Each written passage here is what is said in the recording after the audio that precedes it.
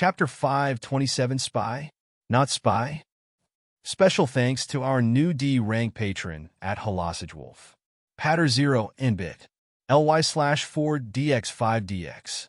YouTube bit. ly/2dx3dx. Discord. GG/GKCKVA7. Instagram at Don_Dokmasi. Twitter at Eldokmeezy22. Later that day, things happened at a rather strange pace. John delivered 7 assassins who made an attempt on him and injured Miranda. The clan heads and the businessmen of Winterhold attempted to conduct a hasty investigation, but not many results were found. Jelliner got news of the accident and dispatched 3 agents of Team Zero to investigate. A few traces were found about the 7 individuals entering Winterhold separately from 2 different locations the other day. Who they were and where they came from was still a mystery. John was feeling royally pissed for Miranda, sustaining a minor injury.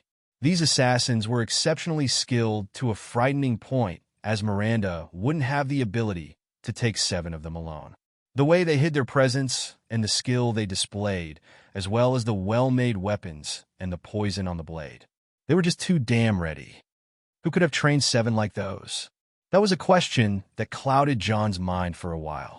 He closed his eyes and revised the moment again and again in his head. He was walking. Miranda was beside him on the right. He was pointing at some things and showing her around Sarthel before they headed to the tower. She leaned towards him for a bit, and that's when it happened as he was distracted with her sensation against him. Pause. Isolate the distractive sensations. No wind, no sound, no feeling. Replay from the start again and focus on the motions of Magicka. John gave 3 commands in his mind space, making the image turn into a world of grids and numbers. A perfect image came for 7 individuals moving in an absolute unison, as if their minds were made to think as one. Perfect teamwork, good stealth. The 7 clearly were very close to each other to the point where they can communicate with the simplest motions of their bodies. 1 from the front, 4 from behind, 2 on the buildings from each side. Arrows were shot as starting signals. No, not the arrows. The man in the front lowered his head down just a tiny bit, and the arrows were shot. That man was the leader. Young, almost the same age as John. He wasn't just a lead, but also a decoy. After the arrows were shot, 2 knives were thrown at John and Miranda, carrying a very faint and stealthy aura. Detecting 4 projectiles, John was already in battle mode. He deflected an arrow, pushed Miranda down. She slid forward towards the assassin leaders throwing the knives, avoiding them and attacking him. John ignored the other arrow and evaded the knives as he locked on the archers, but all of a sudden, he was attacked from 8 different angles by the 4 assassins in the rear. It was the most beautiful and perfect assassination plan John ever saw. 4 projectiles were a decoy to cover 4 killing intents from the back, which came as 8 lethal attacks with skillfully made and enchanted daggers. Anti-magic enchantments, very dangerous. Anti-magic only works to cancel any magic protection such as wards, armor spells, or protection and defense enchantments. However, the 8 daggers were useless against greed. Seeing the daggers being taken away, the assassins retreated while at the same time, Miranda finished off the leader and sustained a scratch on her shoulder. The 4 at the rear didn't even blink an eye and turned their tail to run, but John wouldn't let that happen. As he went ahead to chase, the assassins realized he was catching up, so they spread out with their killing intent directed towards the civilians. Seeing that he won't capture them unless he makes a civilian sacrifice, John switched from capturing to killing. Nefertiti and Wrath moved in an instant, killing an archer and 3 from the 4 rear assassins. John chased one of the archers who was about to shoot a child and cut an arm, then teleported towards the last assassin, cutting his legs, but the assassin tried to fight and died. As John returned to capture the last remaining archer, he found him choking on his own blood with his throat slit and a dagger in his hands. Pause. John observed the look in the eyes of that archer and separated his consciousness from his past image, contemplating and thinking. Why would anyone do that? Certainly not the fear of capture. Attacking someone like him comes with the risk of capture, but those people were following a program. Attack, if failed; escape, if failed; distract by attacking civilians. If failed, take your own life. People who end up killing themselves do it for one reason, and that is desperation. Desperation from life, desperation for life, desperate for others' lives, and the list goes on. To train an assassin to such a degree requires a lot of time and ruthlessness. First, kill their self-worth. Torture them day and night until they lose hope. Second, plant the seed of hope in them by convincing them that you are their only hope. Third, tell them to kill themselves and they will die without a question. Only monsters would make people do things like that. John wouldn't think too much about a low-life assassin killing himself. Neither, it was the first time he saw such a thing, but now he thought deeply about it and listed his enemies in his mind, and nothing matched their style. He then thought of them being vampire thralls, but there are no mind control magic traces on them. The other bet would be the cultists of Mirok, but Solstheim is very quiet still. It was then when it occurred to him. A new enemy. Something that never appeared in the game. A story that wasn't told.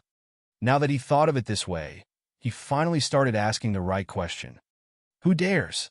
Not a long list, but a thrilling one that includes all sorts of unknown variables.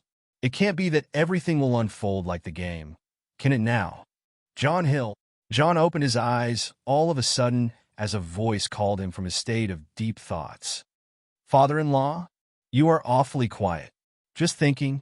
John replied and took a deep breath as he saw the faces around him. I hope there are more results. He spoke. Not much, boss. We barely found traces of them entering the town. That's all. Further than that, we couldn't trace them on the main road. A Team Zero agent disguised as a dare trooper gave John a report. John skimmed through the report, then returned it. You can stop the search then. They seem to have been teleported from far away to someplace outside the city. They stayed for a long time in these locations until the traces of the teleportation magic faded away and then attacked me. John looked at the 7 corpses, then nodded. Give them burial in nameless graves with the rest of the criminals, but take drawings of their faces first. With the mystery being unsolvable, John looked around and spoke in a friendly manner. It is a shame this is how the day started, but thankfully nothing bad happened. I thank you all for coming today, friends and kinsmen. Having a more approachable air now, the others finally talked to him and introduced themselves and their sons and aides. Once that was done, John was guided by Sigurd to sit with the elders. The Great Hall was a Nordic stone hall with 2 long dining tables on the sides and a central one on a stage at the innermost area of the room, the place where the elders sit. John came from the side and tried to sit right at the edge of the central table, but Tyr took the place and told him to go further to the middle. Each one of his uncles refused to let him sit at the sides until he took the central seat, which was exactly between Tormund and Sigurd, the patriarchs of the 2 great clans. There was no leeway from sitting between his grandfather and his father-in-law, who both insisted that John would be in the center of the event. It is unusual for the 3rd generation to take the central spot like this, but if anyone deserved it in this room, it is only him. There were many reasons John avoided the center position. He liked being a leader in business and mischief, but not in war or governance. He is born under the stars of the serpent, and it is known that those who are born under this sign are the most blessed and the most cursed, a trait that disqualifies many from inheriting leadership titles. Either way, the Council of the Clans of Winterhold had to begin with John receiving the warm welcomes from all clan representatives who came to attend. Some may argue that this council is the true leadership of Winterhold, but the attending parties were smart enough to not act that way. This is simply a gathering of allied clans who share common interests. The true leadership is still that of the Jarl. If they were by any chance conveying the wrong image here, they may be taken as rebels towards the legal and rightful authority of the Jarl of Winterhold, which will give their political enemies a solid proof of incrimination in a court of higher authority. And speaking of political enemies, 2 dejected Imperials were cast off in a corner while the Nords were having fun talking shit about the whole world in general. Lord John, we already know that you are assisting the Dragonborn. Will we get to meet him at some point? Jarvan's son Harmon Blackblade asked. Let me correct you, please. We are all assisting the Dragonborn. It is our sacred duty as Nords. If a dragon decides to attack Winterhold, we can indeed ward it back, but only a Dragonborn can put it down for good. That's why we will assist him in his endeavor to ward the innocents from the horrors of dragons. Whiterun did it. We will do it, and soon all of Skyrim will sober up from petty struggles to face one true enemy. Jon said, "Well said, your lordship. The war and the dragons are more than what Skyrim can take, especially Winterhold." Orga Stormfist spoke, "We have been building villages and towns for the past half a year nonstop for the poor refugees. The land is changing and new minor clans are even rising." "That is a good thing, Lady Stormfist. We should focus on helping out kinsmen and even the outlanders who ended up here seeking refuge." Jon nodded. The ones Jon spoke to at first were the ones who needed to be assured that they are on his good side, the Bannermen. One of the themes of the Bannermen is how they address Jon as Lord. On the other hand, there are the Shield Thanes. "Boss, Anji, my old friend, how are things?" "All right, boss. The seas are fair, and the ghosts were silent for the past 3 days. Don't know what upset them, though." Anjiam replied while eyeing the Imperials. "Huh, they are my ships, but it is your sea, my friend. I trust that your journeys to Vardenfell were successful." Jon asked. "Indeed, boss. House Reduran has given us all the blessings, even though their taxes are a bit stingy. I can live with that. What matters is the new route." Jon and Anjiam were speaking about business regularly, but they made it sound interesting for the others. A new route means a lot of wealth, and everyone here is a merchant. Jon was simply making a teaser for the new trade route between Winterhold and Mournhold, two devastated cities that were once the capitals of their respective nations. Jon turned from Anjiam and looked at Elishka, another figure from the Shield Thanes. "Elishka." "B, boss." Elishka stood with a worried face. The beautiful woman seemed to be concerned about her weight now that she had indulged herself in delicacies for the past 2 years. "How is the money flow?" Jon asked. "It is good finally. After the war started, we had a shortage of everything, but now that Winterhold became more stable, it is all coming together back again." "Just what I wanted to hear." Jon nodded for her to sit. "Thanks, boss. The money is good, the trade is good. The next phase wouldn't even be suspected one bit." Now that Jon acted as the center of the gathering, he kept reviewing the issues in the hold and offering solutions of all kinds. He may have a reputation of being bloodthirsty, but his skill in playing city sims is never to be looked down upon. As the sun set, Jon finally gave the signal, and the servants came in with hordes and hordes of food and liquor. Winterhold is now rich and fancy despite its hard nature. Quite the opposite of the game, of course. The Imperials dined with the Nords waiting for Jon to address them, but he never gave them any attention. Everyone is fully aware that these are emissaries at the end of the day. It was until the end of the party when the female emissary was done with it. She suddenly stood up from her seat and walked to the elders' table area. "Thane Jon Hild." She spoke. Jon had a goblet covering his face as he drank it all in one go and slammed it on the table. "Now I'm tipsy. Go on, spy," Jon said, and the others around him laughed. Earlier this day, he was in a mode where he didn't give a skeever's ass about anything, and he called the emissaries spies. It was a bit awkward, but no shame about it. "I beg your pardon, Thane Jon Hild, but we are not spies," the woman said. "That's what a spy would say." Jon replied. "It isn't." The woman felt Jon was not giving her any leeways, so she took a deep breath. "My name is Julia Dio, and I am the legate of the Imperial Legion regarding diplomatic conversations. In other words, a military attaché with the rank of a lieutenant general, right? Still, at such a young age, impressive," Jon concluded. Julia narrowed her eyes from Jon's sharp observation. He hit the nail on its head pretty accurately. "How did you know?" she asked. "Easy," Jon smiled. "It is the lowest required rank to do negotiations. Also, your friend there is not the type to shut up around anyone unless they are superior to him in rank. Isn't that right, Legate Sulla?" Seeing Jon directly speak to the other Imperial, everyone realized that there is something fishier than it should be. Even Legate Julia looked back at Legate Sulla with questioning eyes. Legate Sulla stood up and walked beside Legate Julia, glaring at John as if they are enemies from their past lives. John Dare. He spoke, greeting John, not minding the titles. It's been long. You two returned to Winterhold. Huh? John's familiarity with Sulla Trebatius was old, and their relationship was antagonistic against each other.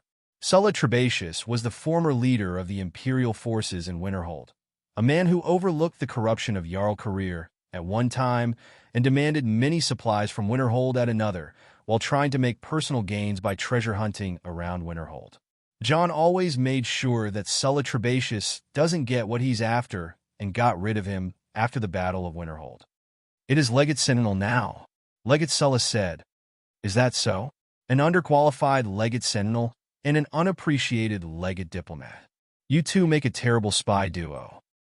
John insulted the two bluntly, especially Legate Sulla, who kept himself firm just because of the mission he is on. Seeing John having fun, Legate Julia needed to address him directly once and for all. Thane John Hild, you called us spies, then unappreciated and underqualified. Is there any way for us to clear that out of the way so that we can conduct official business? She asked sternly. Ah, see? Unappreciated. I am right. John pointed at her and laughed. You want to know how I knew? She remained silent, not confirming his words. All right, let's see. Your name is Julia Dio.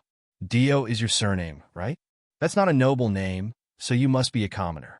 You are very high-ranked in the Legion, being a lieutenant general at such a very young age, and you're even a diplomat despite being a commoner. Does it fit together? You can't have so much achievement unless you are deeply connected, but you are clearly unappreciated, which means you are not connected. Another contradiction. How do I know you are unappreciated? Easy. You were dispatched to Winterhold with that guy. Someone wants to see your diplomatic mission to Winterhold fail. So a commoner legate diplomat on a terrible diplomatic mission. Unappreciated is the right term. Wait, there is more. I can't stop at this point. There are two cases here. The case in which your surname is truly Dio, a commoner who climbed the ranks mysteriously. Only one division in the Empire would allow that to happen, and that is the Penitus Oculatus, the Royal Guard, and the spy network of the Empire, which eventually means you are a spy. The other case is that your surname isn't truly Dio, and my profile was wrong all along. Still, a false surname is very spy. John's terrifying profiling ability caused everyone in the Great Hall to be stunned. He didn't just see through the woman, but he completely analyzed every detail, just from the fact that the surname she presented was that of a commoner. The crowd was terrified, and the two Imperials realized the fact that John Dare was playing them like children. Diplomat? What is that? This guy read them and understood the nature of their mission without effort. Still, Julia was terrified the most. This is amazing, Sigurd Moonblade exclaimed and looked at John. I mean, I knew there was something off, but I couldn't point it out. Wait, did you two think the same? Sigurd turned for Jonrad and Tyr, who cleared their throats and nodded while looking away. Of course. Naturally. John turned to them with a cold stare. Liars, he said. Tisk. Jonrad clicked his tongue and looked dejected at John. All right, but there is something wrong with your analysis, son. And what is that? She can't be a Penitus Oculatus agent. It is a very strict rule that Imperial agents must not pose as peace emissaries, priests, or normal messengers. People must have trust in those three types, thus no agents are allowed to pose as them. Jonrad declared the loophole in John's theory. That's right. Legate Julia confirmed right away. Oh, please. This only means you are not a Penitus Oculatus agent, but it doesn't mean you are not a spy. Tyr said. But I am not. Hold up. John raised his hand for everyone to stop talking. His eyes moved too fast, as if he was looking for an answer in the surroundings, until he finally stopped and smiled in a nasty way. You guys will love this one. Ha, he said and got off his seat. Dio is not your surname. You are not a Penitus Oculatus, and you are not a commoner, or even a spy. Let's see. You're an Imperial, not a Colovian or a Nibonese. You are half Imperial to your mother's side, but your other half is Breton to your father's, because you are a tad short. The way you speak is refined, which may seem, because you are a diplomat, but no, you grew up in high society, and it appears in the way you dress and walk. You indeed had connections that helped you to rise up to the rank of a lieutenant general, which is not something any normal connections can do. The only reason for a person with your status to join the Legion is to gain experience or get away from the bloodthirsty bread and politics. You are royal blood. John laid it out plain and simple, then concentrated on Julia's reactions. North Point, Johanna, Daggerfall, Wayrest, Camlin Wait. It is Daggerfall, you reacted to it. John jumped off from his place and landed in front of the platform. Ladies and gentlemen, Princess Julia of Daggerfall is in Sarthel's Great Hall. Stand the fuck up. Where are your manners? John was at the peak of his satisfaction as he completely exposed the truth about Legate Julia. A Breton princess in an imperial clothing. Now that is an interesting story. The princess, on the other hand, was facing the disaster of her life. Being exposed by a Nord politician like that was the worst-case scenario for an imperial/Breton diplomat. What he said is true from A to Z. She is indeed a royal princess from High Rock, thus she gained the rank of a lieutenant general as long as she works as a high-ranking diplomat and a peace negotiator away from the battlefield. She left Daggerfall to be away from the fight over the throne and to gain achievements in the Empire to secure herself a noble rank and not end up as a political wedding bargain chip the next king of Daggerfall controls. As she kept her identity a secret to prove to the others that she is well worth the position, it backfired on her by making her superiors feel suspicious, leading them to toss the hardest missions on the princess. The most high-profile diplomatic dilemmas in Skyrim are the Stormcloaks and Winterhold. In an ironic way, fate brought a princess to the Tower of the Dragon. I remember telling you to not take this mission. Yet from the other end of the hall, a familiar voice came sounding through the hall. An imperial woman walked in wearing a very fancy and rich fur cloak on an elegant dress. She looked like a rich bimbo for an instant, but that was John's favorite rich bimbo. Vittoria. John and Princess Julia reacted to Vittoria right away. Hey guys, I was worried you'd be meeting each other, so I rushed here. The damage has already been done, right? Vittoria walked in the Great Hall in her fancy outfit until she stood between John and Princess Julia. John, this is Julia, my best friend who is not a spy. Julia, this is John, also my best friend who I told you not to meet. A pleasure. John nodded to Princess Julia, who dejectedly smiled back at him. Play nice then? Okay, Vittoria said, and walked to the side, sitting among the shield thanes. Are you done analyzing me? Thane John held? Princess Julia asked. I'm sorry about it, didn't know you're Vittoria's bestie. Still, I was upset about those assassins to the point where I had to prove to myself I am still at the top of my game. I apologize, though. It's okay. Princess Julia nodded, but then her tone changed. My turn. She took out a sealed military scroll and brought it in front of John. Do you confirm that you are receiving the Imperial Declaration 851? She asked. I do. Proceed with the routine. John nodded. Princess Julia broke the seal and opened the scroll, then looked at John. He could feel a bit of anger in her tone and could see a nasty smile on Legate Sulla's face.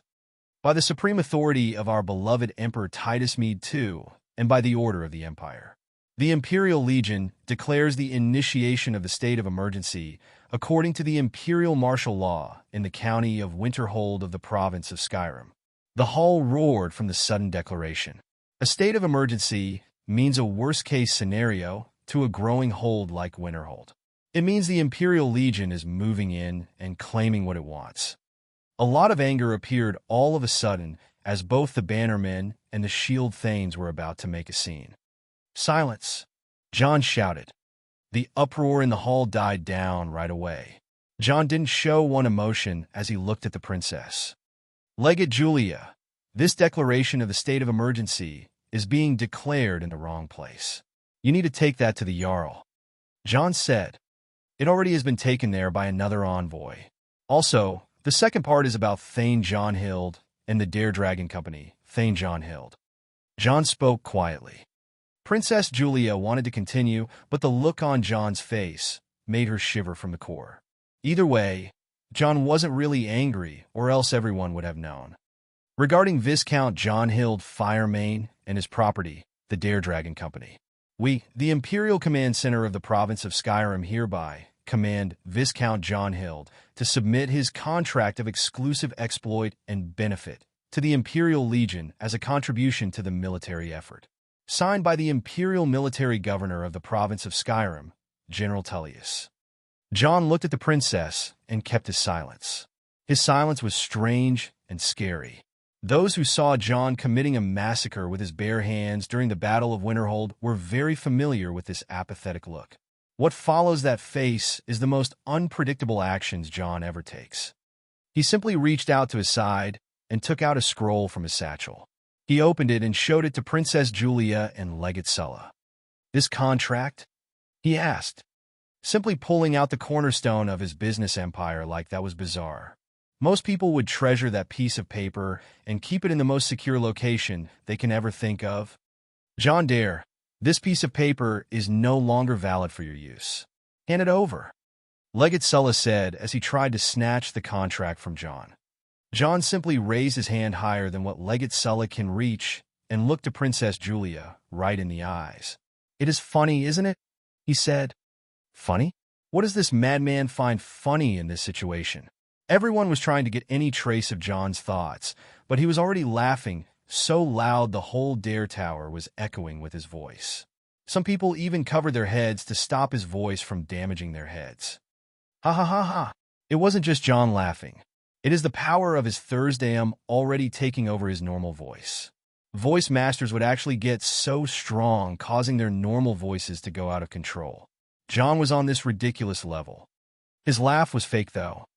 "Do you know what I think?" John asked, solid. "Pathetic. To think that a piece of paper would force the Empire to declare the state of emergency." Ha ha ha ha.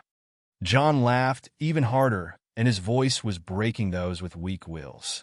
Legate Sulla was already on the ground covering his ears as he was right in the face of the cannon.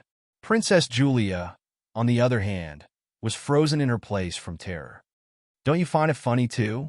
John looked at one of the bannermen who nodded like chicken and started laughing. "What about you? How funny is it?" John turned to the shield thanes, and they laughed hard, as if competing with the bannermen in laughter. "I don't think it is funny, though," John said, and suddenly everyone wasn't laughing. "Just messing with you. It is so much fun. Ah ha ha ha." John's laughter was akin to thunder. He laughed, and everyone laughed with him. A piece of paper forced the Empire to use its most critical law so that they can force themselves into John's territory and surround Windhelm and the Stormcloaks. John looked at the paper, then looked towards the gate of the Great Hall. "Don't you find it funny as well, Jarl Ulfric?" Chapter 528, Thank You and Fuck Off. Okay, so I decided to shorten the chapters from 4K words to around 3 to 2. 5K words like before so I can publish more chapters to get more votes, views, and collections. Lords and ladies, we have 3 absolutely fantastic gentlemen in the Party D rank community. Say hellos to at Jack Richards, at Puckleberry, at Josh Wells, ly/2dx3dx, Discord, GG/GKCKVA7, Instagram at Don_Dokmacy, Twitter at Eldokmeezy22. Jarl Ulfric. Jarl Ulfric. Jarl Ulfric. Comprehension, question, and realization. John made no sense at first, but when a large cloaked man walked through the gate of the Great Hall with one warrior following him, everyone recognized Jarl Ulfric Stormcloak right away. "It is very funny indeed, Thane John Hild." The unexpected visitor spoke out with his deep, powerful voice. "That's Jarl Ulfric, all right. Why is he in Sarthal? What is he doing here?" Seeing the Jarl of Windhelm and the leader of the Stormcloak Rebellion walk into the Great Hall caused a great stir in the hall. The man walked straight towards John, causing the firemen to feel restless. Just like John, Ulfric Stormcloak is unpredictable and immensely powerful. As he stood in front of John, his presence caused Princess Julia of Daggerfall to retreat beside Vittoria, while Legate Sulla was helped up from the ground by 2 servants. Now, It is John Dare and Ulfric Stormcloak all facing each other. Been long. John spoke first. Indeed. I like what you have done with the place. Sarthel is the origin of all Nords. Ulfric replied, making himself comfortable. It is not your first time here, and this is my turf. John replied with a wide smile. Ha! Not going to argue, believe me. Jarl Ulfric smiled calmly as he raised his hands. Unlike our imperial overlords, I do not seek what is yours. John acted being taken aback and leaned forward closer to Ulfric, looking at him in the eyes. Really? John asked. MH. Ulfric nodded. Damn, almost fooled me there. Ulfric looked at John with wide eyes, and John returned the same look. Then the two burst out laughing with two terrible voices. John's voice was clearly stronger, though. Welcome to Sarthel, Jarl Ulfric. To what do we owe the pleasure? John stood aside and led John towards the high table with the lords and the elders.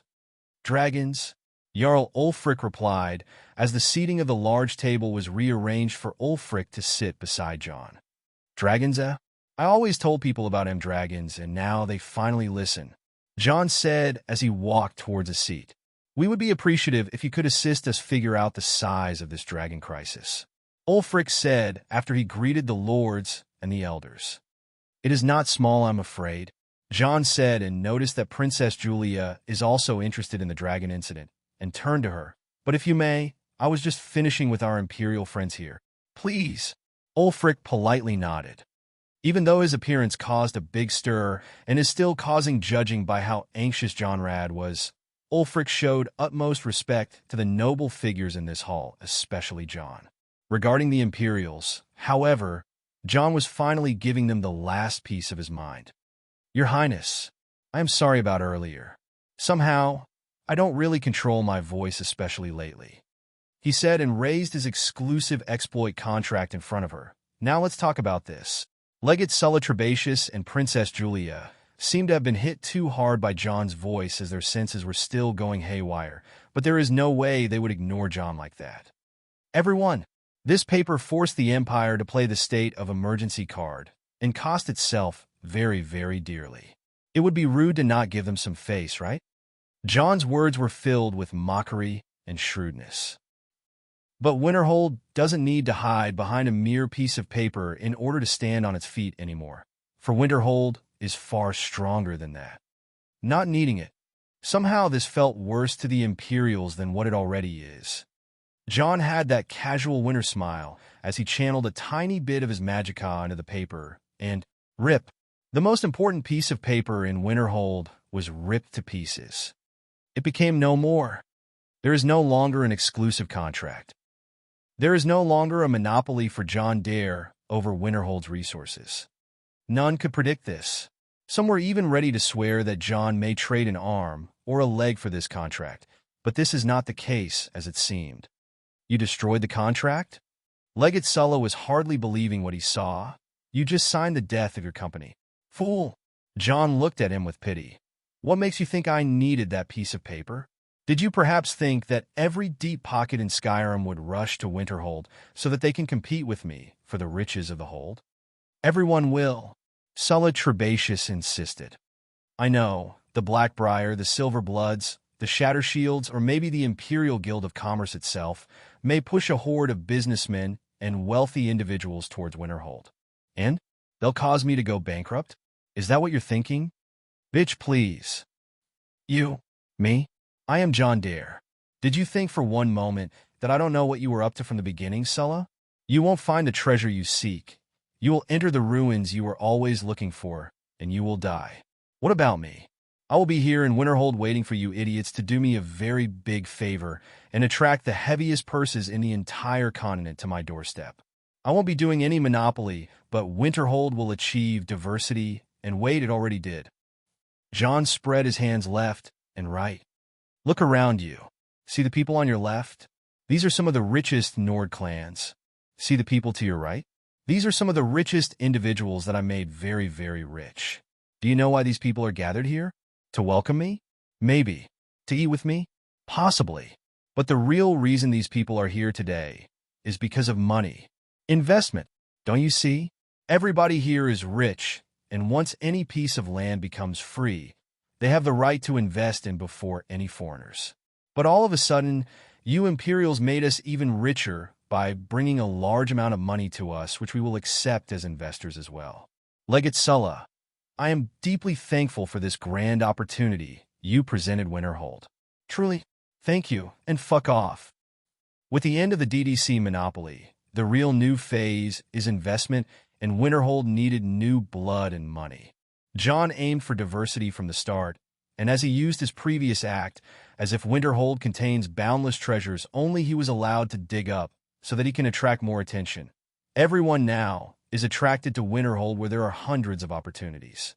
John even had his first patch of investors ready and waiting after they ate his famous mind-numbing kebab. He really needed a method to end his monopoly and advertise for Winterhold, but who knew the Imperial Legion itself would be doing the advertisement for him, no charge required.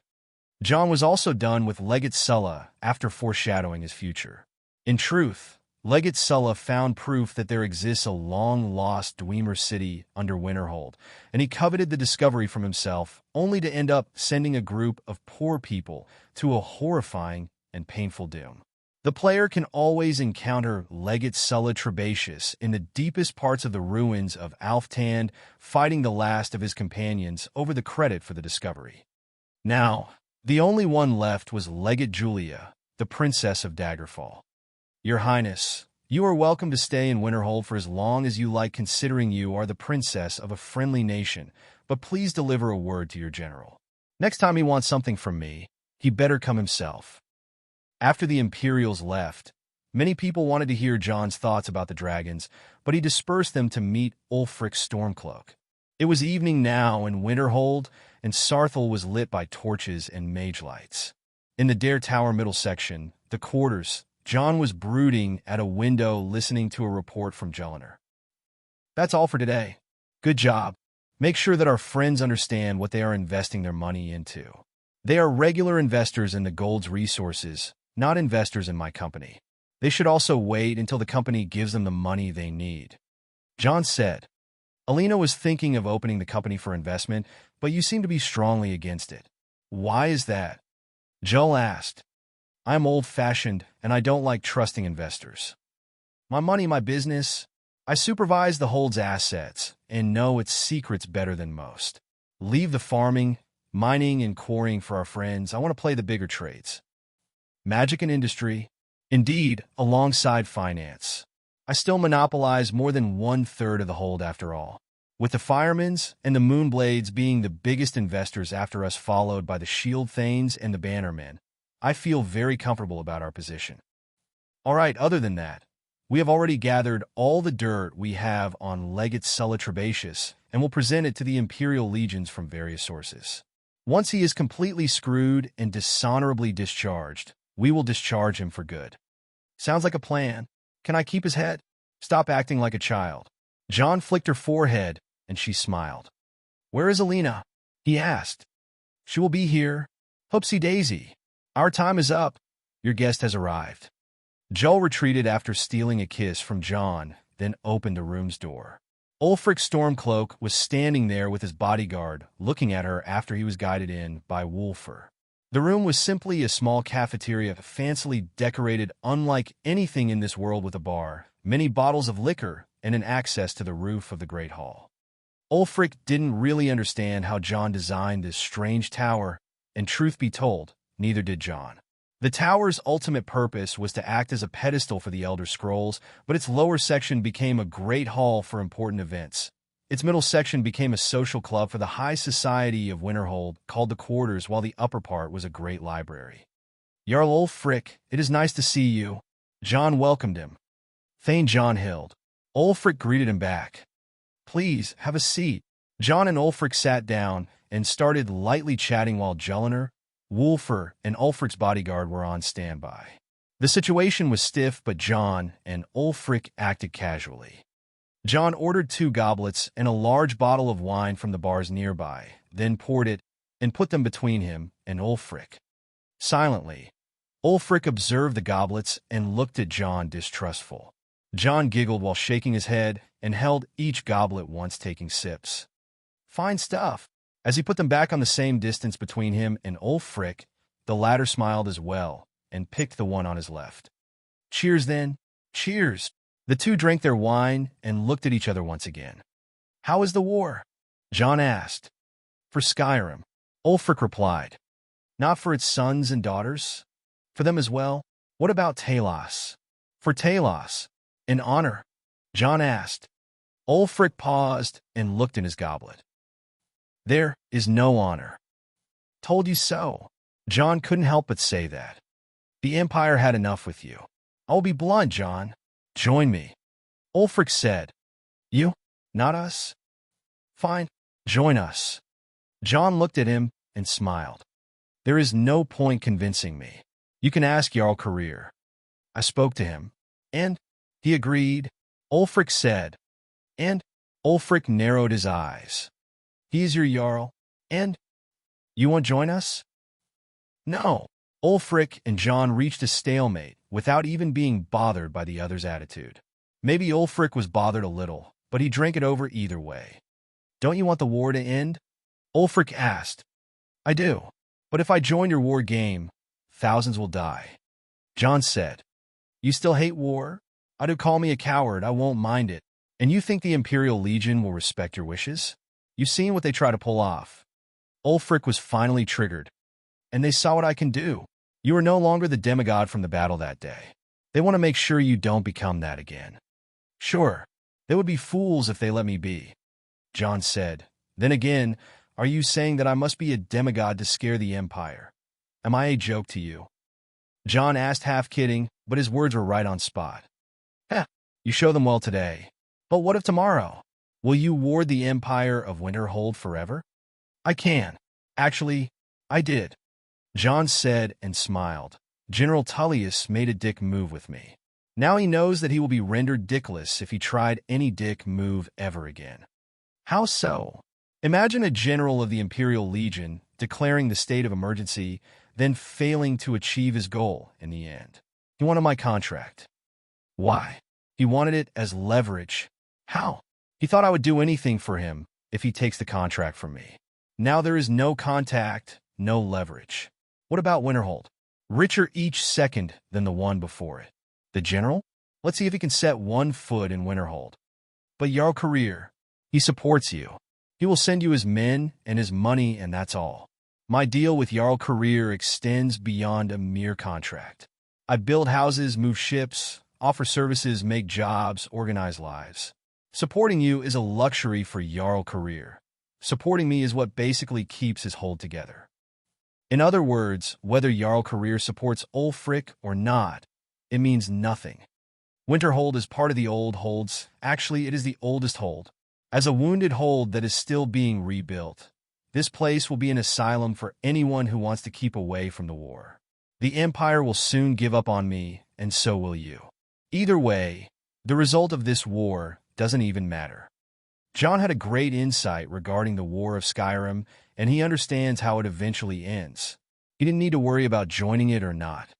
Ulfric could see through Jon and how he viewed this war as meaningless. By that, there is no longer a need to press any further. Jon is neither an ally nor an enemy. He at least could be a friendly neighbor. Ulfric sighed as he no longer needed to pretend. He was indeed frustrated. Still, Jon had a piece of his mind to give Ulfric. You fucked up big time, he said. You think so?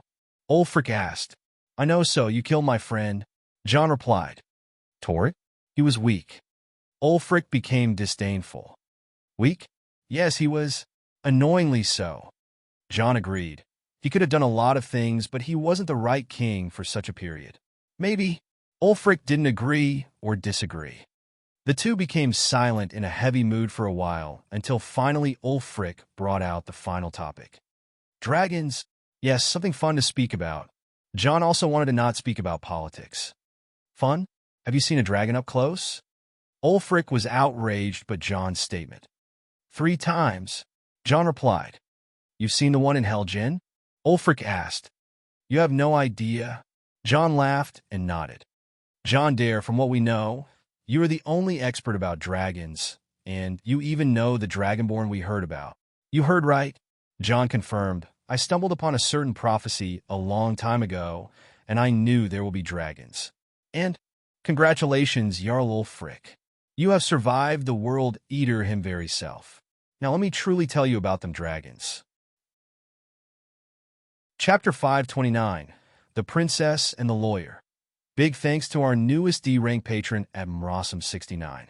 Patter 0N bit. ly/4dx5dx. YouTube bit. ly/2dx3dx. Discord. GG/GKCKVA7. Instagram at Don_Dokmacy. Twitter at Eldokmeezy22. Ulfric walked out from the Dare Tower with some heavy expressions. What John told him made him think twice about the war he already started. The World Eater Alduin devours the souls of the dead, Nords to attain his former power, and bring about the end of the Culpa. It didn't make any sense, but John wasn't lying either. Ulfric would have known. The problem is that Ulfric can believe John, because Ulfric is a Nord and a believer of the old prophecies. Other than that, the Imperial would probably never believe these prophecies and will wage war against Ulfric either way. Ulfric also can't afford to stop the war like this. My Jarl, what shall we do? Ulfric's bodyguard spoke. The war continues, and the dragons are to be avoided once spotted. Ulfric said. And Winterold? Ulfric stood in the main street of Sarthel and looked back at the tower thinking of what he heard. If you think about it, John Dare may have a wild temper, but he never really gets angry. He only acts. Ulfric said, acts. His true face is always kept for himself. He doesn't trust people easily, and he didn't let any outsiders in his hold unless they were under his control. Lucky for us. Jarl Career is on our side, and unlucky for the Imperials. General Tullius couldn't make friends with John. Ulfric smiled and began walking away. His trip to Winterhold wasn't a victory of a loss, but rather a mind-opening one. He asked for John's cooperation with the dragons and promised to support the Dragonborn. As Ulfric walked away in a good mood, others were in a messy situation, and these were Legate Julia and Sulla.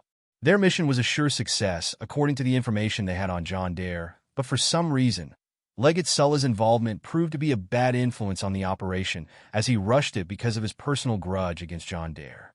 In truth, the command center of the Imperial Legion may have also wanted them to fail, so they allowed Legate Sulla to go, so that John Dare may assault him once his contract is confiscated. Legate Julia was also to be blamed for this failure either way, as many officials thought a commoner like her shouldn't be one of them, not knowing her true identity. That took John a few minutes to figure out. Even though an excellent diplomat, Legate Julia always had to go through unfair treatment. John saw Legate Sulla with her, and called her unappreciated right away, knowing that she was sent to be a scapegoat.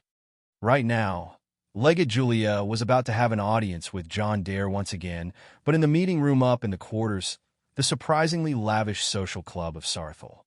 The tower's interior is exactly like that of the buildings of Solitude.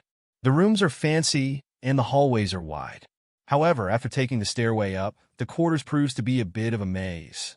This place was probably designed to receive high-profile guests and trap spies and intruders. Still, nice service and clean interior, nothing like the old castles and palaces. There, John Dare was waiting for Legate Julia with two women, Jellinar and Vittoria Vici. Oh, Princess, join us please, Your Highness. Thank you, my lord. Legate Julia sat exactly where Ulfric sat, right opposite to John. Vittoria was on a chair really close to John, and Jellinar was standing behind him. Legate Julia was knowledgeable about Jellinar, a very high-profile individual in John's entourage, and probably his most loyal retainer.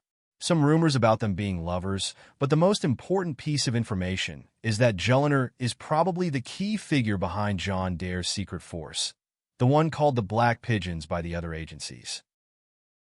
I hope that Your Highness has found the accommodation to your liking, John said. Indeed. Thank you for the hospitality, my lord. And please drop the titles with me. I am but a legate diplomat on official business at the moment. Julia said. All right, Lady Julia. Please excuse my enthusiasm. It is just that I have met queens before, but I haven't met a princess just until today, an official one, I mean. John apologized and excluded many characters in that past sentence. I see. Julia replied gently as a servant poured her wine and retreated. So, Vittoria here told me how good friends you two are. Never expected it, to be honest, but to make my standing clear, any friends of Vittoria are friends of mine. I apologize for my behavior in the hall earlier. You see, I am not the kind to take well to threats, especially in public. John said. Julia took a sip of her drink and exhaled. Lord John Hild, I am sure that your intentions about staying off the war are noble and to be admired, but the Empire won't take lightly to. What did I just say about threats, my lady? This is not a threat, my lord. It is a fact, and right now, the Imperial Legion considers you to be completely out of control with a huge potential for disaster. Cooperating with the Imperial Legion is in everyone's best interest to withstand what is to come. Princess Julia dropped the act and spoke bluntly. Her mission is already a failure, and John exposed her true identity that she put a lot of resources into concealing. He may be a wild card and all, but she had every urge to punch him in the face at least once. Well, that is regrettable then, John said and made a sad face. I was hoping to convince our friends from the Imperial Legion to withdraw from Winterhold while they still can. Withdraw. Julia couldn't comprehend what John was trying to say. Currently, the Imperial Legion sent a declaration of a state of emergency in Winterhold, and this means they can move in with bigger numbers and throw all their weight. Julia, please listen to what John has to say. Vittoria spoke. What? It is regrettable, but I am honest when I say that I am very sad to inform you that earlier this morning, Jarl Career met with Jarl Ulfric Stormcloak, and the two reached an agreement after your Imperial colleagues dropped the declaration over there. I have sent my brother Wulfur to Fort Castav so that he may inform the Legion force over there of the change of policies and help them to swiftly retreat. John kept speaking in a formal tone, but Legate Julia has lost him somewhere amidst the chaos in her mind right now. Winterhold, it moved to the Stormcloak camp. Until this morning, Winterhold was still considered to be an Imperial territory. The moment the Imperial Legion declared the state of emergency was the same moment they were kicked out and had to retreat right away. If news of this reached Cyrodiil, General Tullius' reputation would turn into an absolute joke. And there is no way to stop it at the moment. As you can see, it is truly regrettable. John finished what he was saying and looked at Legate Julia, who was no longer calm. Regrettable? Legate Julia asked in disbelief. As I said, it is the Jarl's call, not mine. John said. Are you kidding me? You are the one who is controlling Winterhold. The Jarl listens to you. She said. Are you by any chance suggesting that I am the de facto ruler of Winterhold? Lady Julia, this is a very serious crime you are accusing me of. John said. Are you being serious right now? I am being very serious at the moment, my lady. There are a lot of things you misunderstand about me. I am not the puppet master you think I am. I am indeed very rich and very able, but my role up until today was to act as the monopolizing investor of the major resources of Winterhold. My deal with Jarl Career was to make economical and social reforms in the hold in exchange for property and rights. My political role in Winterhold was to act as the Jarl's advisor, and my military role was to act as a thane. As for being an investor, you've completely ended my monopoly by forcing me to tear up the contract. As an advisor, I advised Jarl Career not to join the senseless war until you came to his doorstep with your brazen declaration of a state of emergency. As a thane, I am bound to the will of the good people of Winterhold. Until this very moment, I haven't broken any law or upset any divine. My imperial constitutional rights protect me, and if you want to take it to a court, I am very happy to play with you till the end. Other than that, and as a citizen of the Empire and the proud kingdom of Skyrim, I am heartbroken to see the peace I worked so hard to maintain crumble this way, and what saddens me more is that I know that I was stabbed in the back by the ones I tried to keep from bloodshed. I have already filed an official complaint to the Elder Council and the Emperor through various connections. Vittoria here has already guided me through the whole legal process. John laid out his threat, and this time, there was no escape from the way he slapped the Legion back. As a diplomat, Legate Julia didn't only fail her mission, which was mostly bound to fail, but ended up returning to her superiors with a curse that will haunt the members of the Imperial Strategic Center for the rest of their careers. John even started beating the dead dog and complained about the Legion to the Elder Council of the Empire, the highest authority on Tamriel. Julia looked at John and didn't know what to do. She then turned to Vittoria with glares. "Don't blame me. I tried to stop you back at Solitude. Remember? If you have given me more time, I could have worked something out with the General. Do you have any idea how that move the General took may have cost us? 20% of the East Empire Company's interests exist in Winterhold, and the Dare Dragon Company is the only trading entity that can safely conduct business all over Morrowind. There are things we can't simply afford." Vittoria defended herself. Legate Julia was looking at the pair of snakes with no more tolerance for their bullshit. She knew very well that John Dare has the ability to influence the Jarl, but he just didn't do anything either on the positive or the negative side which can't be held against him. Legally, he is the most innocent person in the room. He is even tipping off the Legion to withdraw before their supply line is cut from Winterhold. "Damn you to oblivion, John Dare," Julia said as the stress was killing her. "You been there?" John sarcastically replied. "I understand your frustration, and while I want to gloat over the blunder of General Tullius, I want to offer something as a sign of good faith." Julia looked at him doubtfully and replied, "The Imperial Legion will hold an endless grudge against you. Whatever you do won't be enough to appease the Legion at this point," Julia said while looking away. "Fuck the Legion," John said. Julia silently looked between John and Vittoria, feeling something awful at play. "Vittoria, you are the Emperor's cousin. This man can't be," Julia spoke angrily. "Oh, please. Julia, are you listening to yourself?" Vittoria stopped her from continuing. "By now, the Legion will realize that they messed up big time, and you guys from the Strategic Center will face the consequences for the whole thing. John wants to offer you a way out here. Do you think we will act like you traitors, always switching sides where coins are?" Julia slammed her arm rest. "The Legion is causing more harm than good with its current policies, and you of all people know that without the East Empire Company's money, you guys wouldn't have survived over a month." Vittoria replied. The relationship between the EEC and the Legion seemed to be worse than John anticipated, but the worse it is, the greater the reward from what he has in mind. "Princess Julia, let's calm down for a moment here. You haven't heard my proposition yet," John said. "And why would I accept anything you say?" Julia asked. "I understand that on a personal level, your relationship with Vittoria is quite good," John said. Julia looked at Vittoria disdainfully before nodding.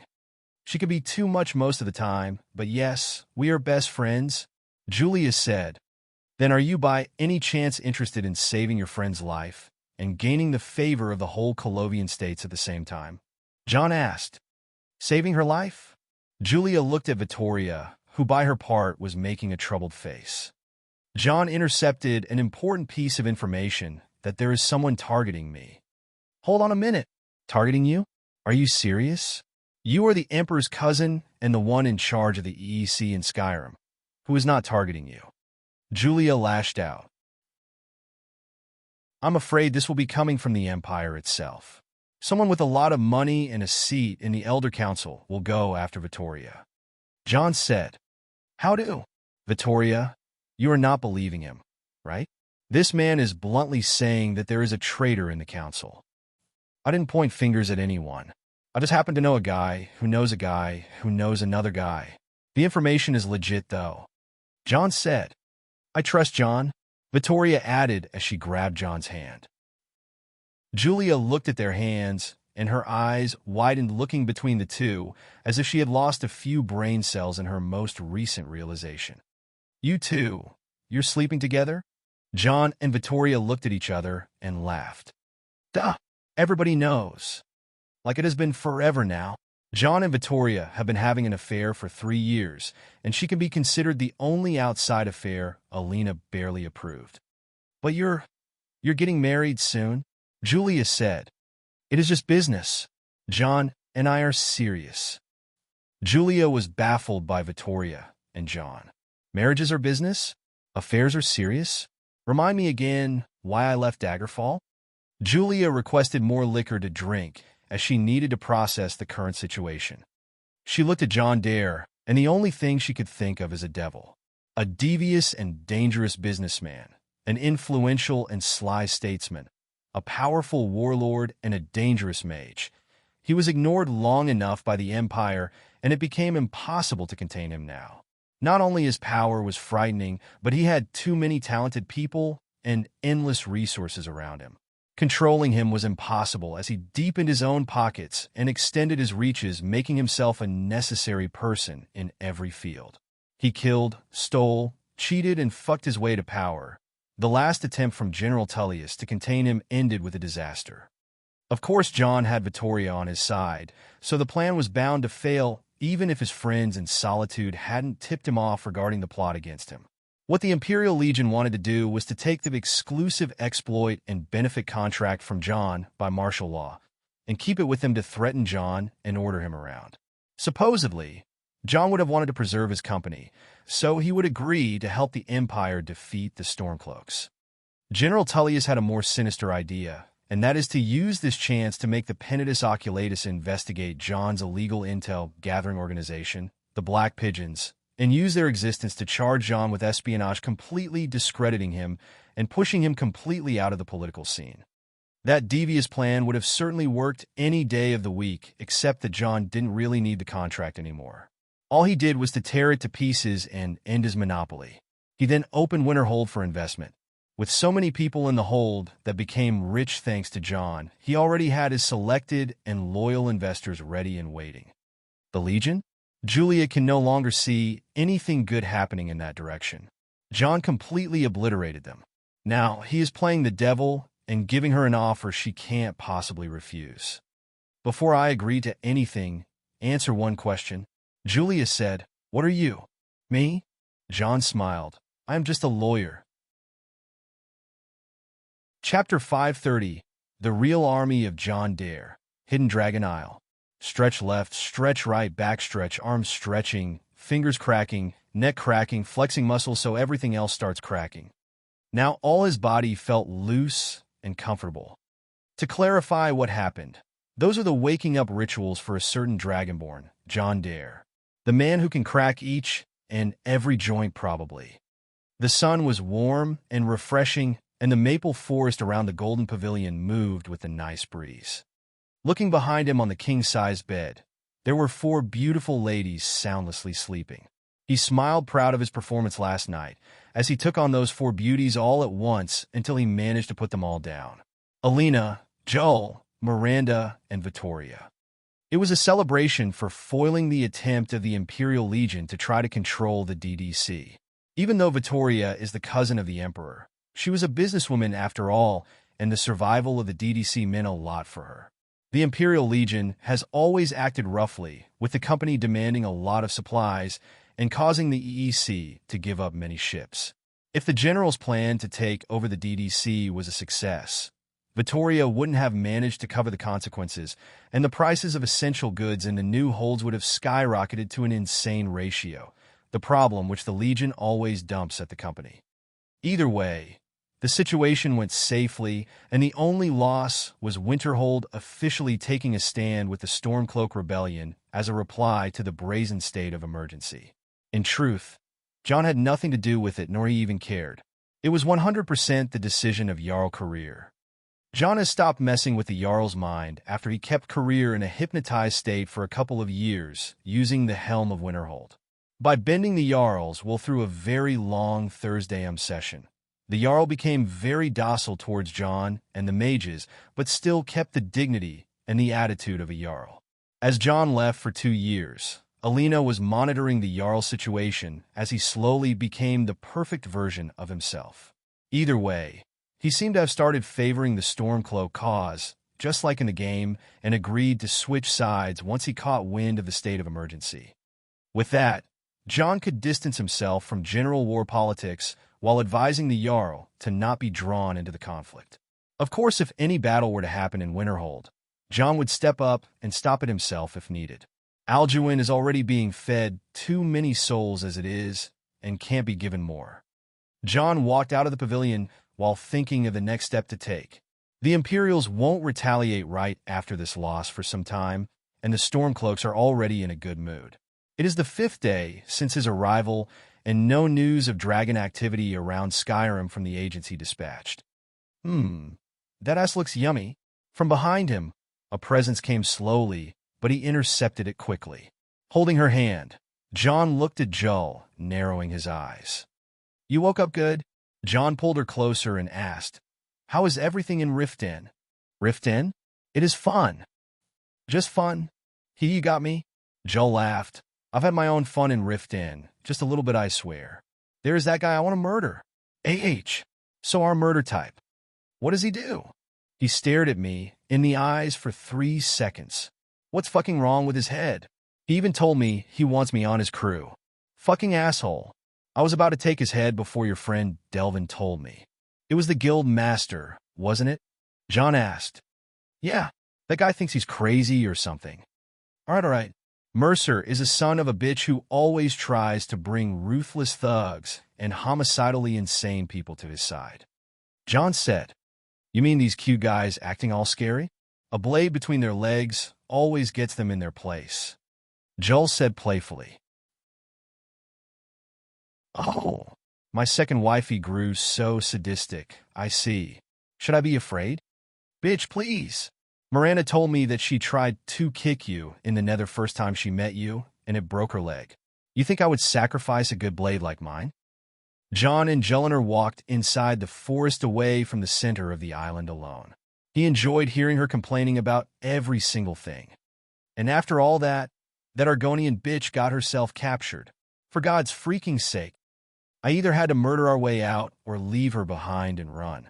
So infuriating. I had to run. Old man Delvin would nag me to death if I killed someone on a smuggling operation. Imitating Delvin, it is bad for business, he says. Are you guys serious? And what is worse is that gal Vex. She has a stick so high up her ass that she can't see shit. John took all her complaining with a wry smile, knowing exactly what she is talking about. He pacified her after she let the stress out. It's okay, but you understand that I need you out there in the Thieves Guild. Once everything starts happening, you should be there in the heart of the events. John said as he relieved her stress by massaging her temples. What events? She asked. It is something that you have to figure out on your own. Remember that there are some certain situations that need you to act accordingly in order for our plans to come together. John said, Wait, Wolfer and Alina, you also gave them assignments similar to mine. Wolfer joining the companions and Alina teaching in the college. What are you planning? She asked. I said figure it out. John flicked her forehead after he was done massaging her. Ouch! So, is there any news with the assassins from yesterday? John asked. Nope, we hung their drawing somewhere and waiting for identification. I think we will hit a dead end, though. I don't like it. Something's telling me we haven't seen the last of those assassins. Either way, I'll be heading to work. You wake up the girls, and if there is anything important, I'll be in the office. John said, kissed her, and teleported to Winterhold. Hey, I haven't told you about those guys I murdered. She looked around and shook her shoulders. I guess later then. The DDC headquarters, Winterhold City. It's the boss. Welcome back, boss. Thanks, guys. Nicely done showing those Imperials, boss. Congratulations, boss. All right. Back to your places. I have something to say to you guys. John pacified the crowd of the employees as he stood tall between them. The employees of the headquarters are known as the management departments. They are the R&D, HR, marketing, legal, and financial departments. Each employee in this hellish environment can multitask better than any common mage and finish an astonishing amount of paperwork daily. They were often described as the cult of the boss or John's personal army because of how fanatic they are regarding John. They may seem like miserable office workers, but armed with various magic calculation tools and a very handsome salary. These employees are among the highest qualifications in the whole industry. Now, John is about to speak to them. Ladies and gentlemen, as you are all well aware of our newest phase, we are now expanding overseas and internationally reaching deep into Morrowind. This is truly some great news, but the best part is the investment. For 5 years now, We have been fearful of the outside and relying on far-distance trading, which would sooner or later exhaust our capabilities and endanger us if we were to get besieged from multiple fronts at the same time. Now, the investment will ensure that those who are from the outside will need Winterhold to be safe and stay afloat because of their personal interests. This will gain us more friends and even more competitors, but the DDC will not be shaken, and with the launch of investment, we must offer 2 new primary services. We are creating 2 more departments during this month. John raised 2 fingers, and the anticipation reached its peak. He then took out a paper and started reading his plan. The first department will be the Dare Bank, an establishment that will be a very powerful extension to the financial department, and from now on, all salary shall be cashed out at the bank. For most of you, this may seem unnecessary, but this will provide us access to the other important functions of banks. It will provide deposit boxes to safekeep important contracts and documents as well as items and money. The bank will also regulate all the deposited money and provide investment opportunities by buying and selling shares in the newly established companies for those businessmen who lack assets. Other than that being a safe storage in a stock market, the bank will give business loans without benefits, but it will be owning shares in those businesses, which will also allow the investors and the businessmen to regulate more money. The important part is that we are going to expand to the other holds by providing business loans and management assistance to any struggling business, thus becoming their essential partners. As John finished explaining his basic banking and stock market idea, the room fell into a state of disbelief. This was it. This is the glorious day they all have been waiting for. The march to the other holds has begun. John will now invest outside Winterhold by giving small businessmen money and signing partnership contracts, even dispatching trained business advisors. This is massive and will not be 100% unheard of. It is way too professional and organized. All people thought that John would be a king or an emperor by conquering the world, which was something John refused. No one said anything about buying the whole world, though. The only ones aware of John's ambitions are those who work in this building. While it may have looked like an announcement of a new department, to them, this is the declaration of the fucking war they all have been waiting for. Banking and investment. If not the scariest professions in the world, then there is no job too scary. John knew that well, and his personal army, the management departments, were raging around like a mad war party. He waited until they calmed down and started revealing his other department. This one is more sinister. The second department will be the Dare Insurance. Of course, we won't let our lovely, yet unfortunate investors and partners face problems without helping them, right? Insurance business is a risk management business, and the legal department will be very busy with this one. What we need is to create a policy for covering the risks that our partners may face and try to compensate them for their losses that happen due to accidents they are 100% not the cause of. This means we will pose as both the mercy of the divines and the trickery of the Daedra. For example, if a trader doesn't get his caravan sufficient security and comes for us for insurance money, we ain't covering him. See what we are doing here? It is giving our partners peace of mind as long as they do exactly what is required from them to do. With the dragons raging around, trading with us may not sound as dangerous anymore, right? Yeah, right? That's genius, boss. The management departments understood the importance of such a system and how strongly it will benefit the trade, even though they will always try to find leeways to not pay. It sounds dirty, but at the same time very appealing and attractive. John's suggestion included only trade insurance, as the trading world is dangerous and treacherous. It may sound evil to some, but it is exactly what the situation needed. Stock market, investing, banking, insurance, financial conquest. John looked at his real army, proud of the men and women who will devastate this world without even lifting one weapon. The real army of John Dare. Everyone quiet, John called, and they all looked at him. These 2 projects are ambitious and will take a lot of time. The probability for them to backfire on us is huge, and it is nothing like anything we have ever done before. It is the big money game. From now on, we will be monitoring the movements of the other companies, how much money they have, and how much we can make them spend. Every septim will be monitored, and every trader will be listed. We can't leave anything to chance. Our current size may be small, so we will be hiring more management officers, and you as senior employees will have a lot of juniors to train. Some of you will be sent to the field to look for opportunities and strike deals with medium and small businesses.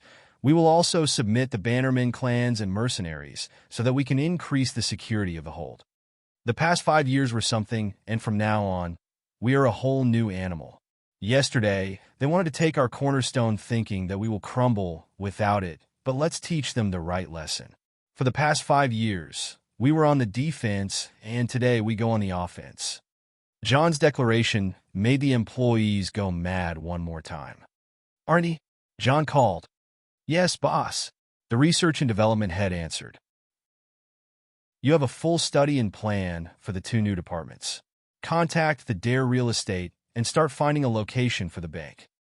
By your wish, boss. HR. Yes, boss. Are the non-human races still making a fuss about the human resources thingy? John asked. Yes, boss. We are calling it the People Resources, unofficially. People Resources? What are you? Justin Trudeau? It is HR, like it or not. Yes, boss. Anyway, organize a list of elite Dare troopers and employees for the bank. We will do an exam. Keep tabs with the R&D.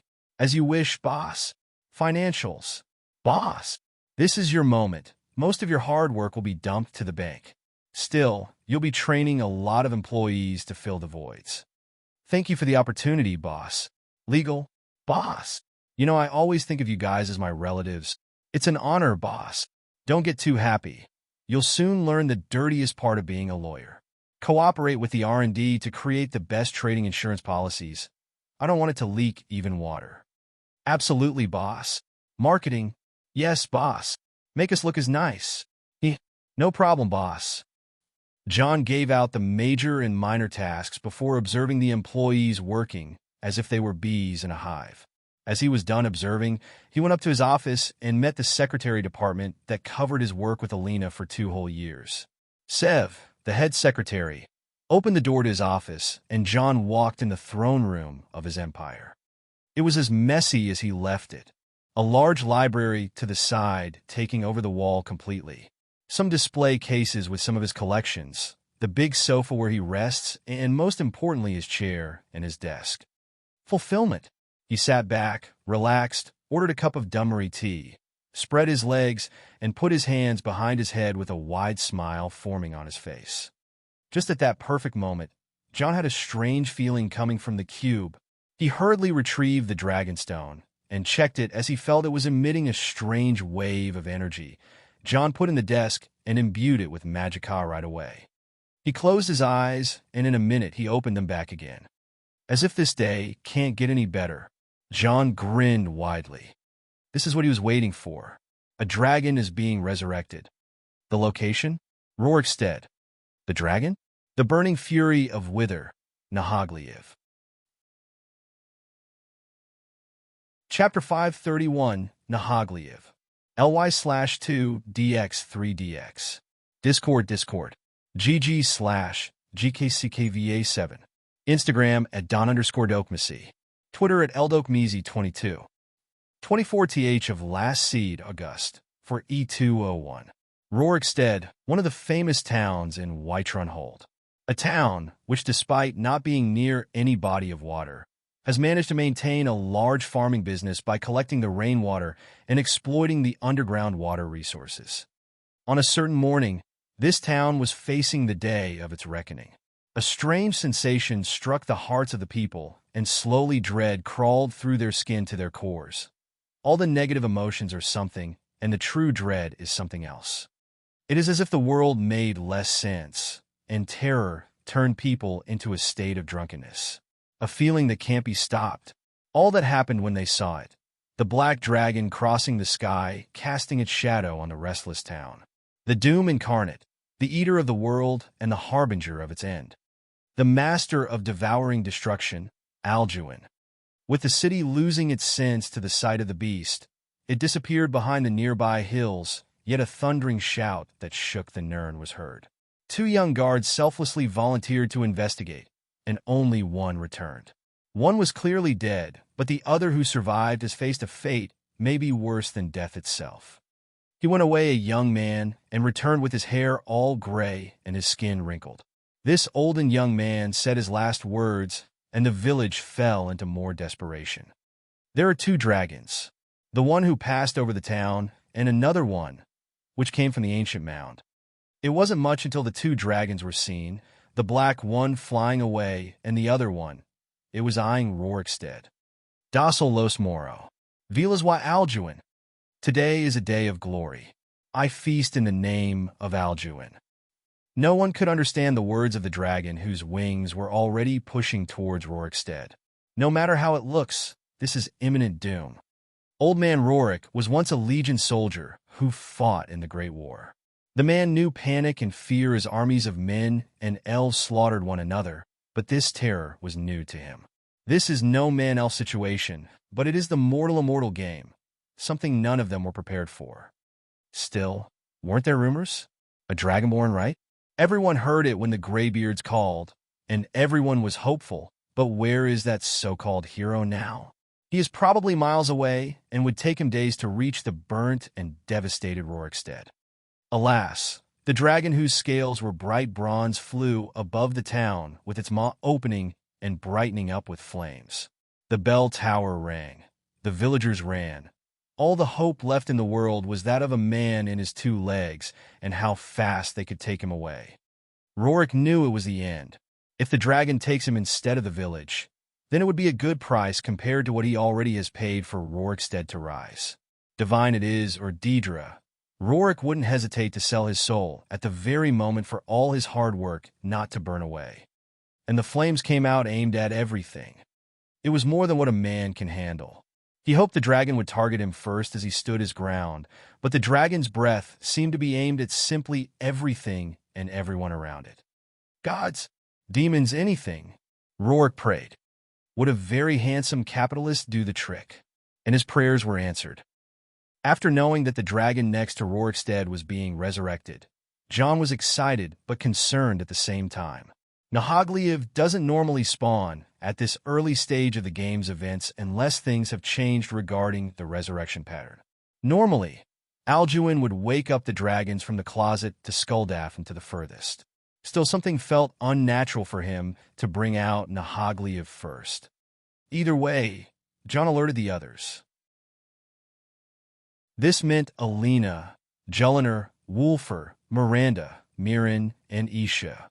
The team of 7 was then joined by John Rad, Lydia, Jax, and 20 elite dare troopers. They all took the portal to Whitron, saving themselves a few days' trip. Then John used a Grand Soul Gem to make a mass teleportation formation at a distance away from Rorikstead. Once the group of 30 arrived, John could spot Alduin already leaving and Nahagliv targeting the defenseless Rorikstead. So much for a dragon's honor. John cussed and looked at the others, spread out. Alina, Wolf, Joel, cover my back and protect the people. Isha, Mirren, Miranda, take the people to safety, then join the fight. Father, put down any fire. All right, moving. Are you serious? The group rushed towards Rorikstead from multiple directions, and with the help of the guardsmen, who were valiantly ready to fight, John stepped forward towards the old man who was praying for any entity to save his town.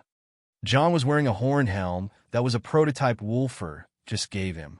It wasn't enchanted yet, but it looked exactly like the game's iron helmet, but was made from dragon bones and ebony. The one from Dragon-owned Ebonsteel armor mod with a veil. Why, well, Torshul. John faced Nahagliv alone. Unlike what he did with Mermulner, he is now facing this dragon with every item he has.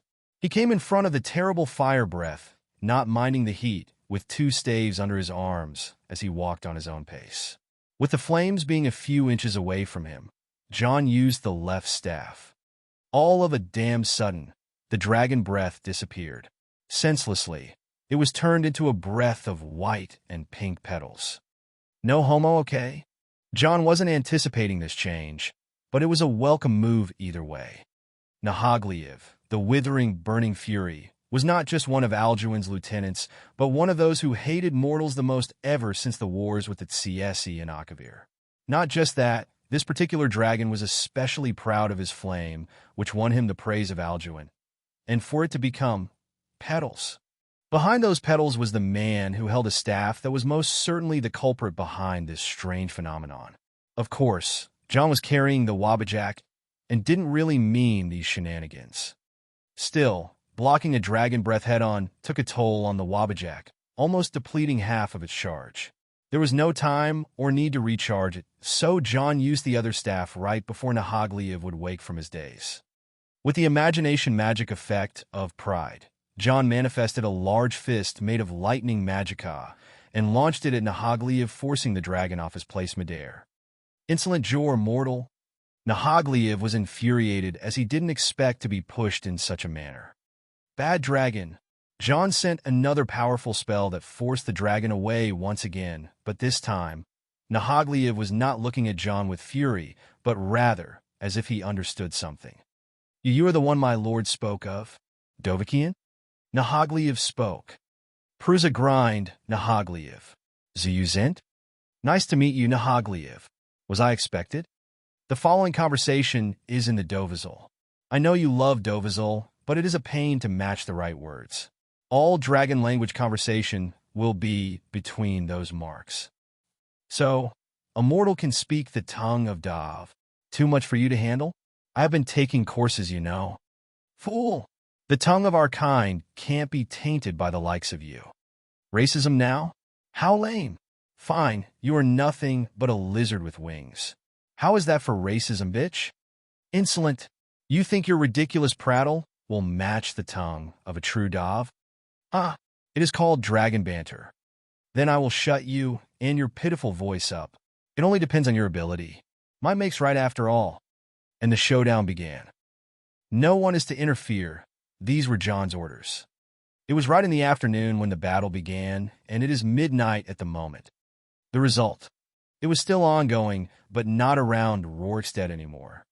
When it all began, a few houses caught fire and part of the farmland was scorched black, but Johnrad and the Dare troopers were helping the people and putting down the fire. Alina protected the village from the raging battle outside in the plains, and Jelinar kept tabs on the situation. The one-on-one battle between John and Nahagliyev was chaotic. For the first time in a long while, John let go of all restrictions and fought like a maniac. Sometimes this battle would echo in the skies with a dragon and a man shouting each other down, and sometimes this battle would shake the ground. In truth, the terrain of the wild plains outside Rorikstead was completely altered. Molnagar, strong fury unleash. Nahagliyev, who was facing the exhausted John on the ground, unleashed his berserking shout, and magicka around him exploded in a bloody rage, making his physical power almost seem as if it had been doubled twice.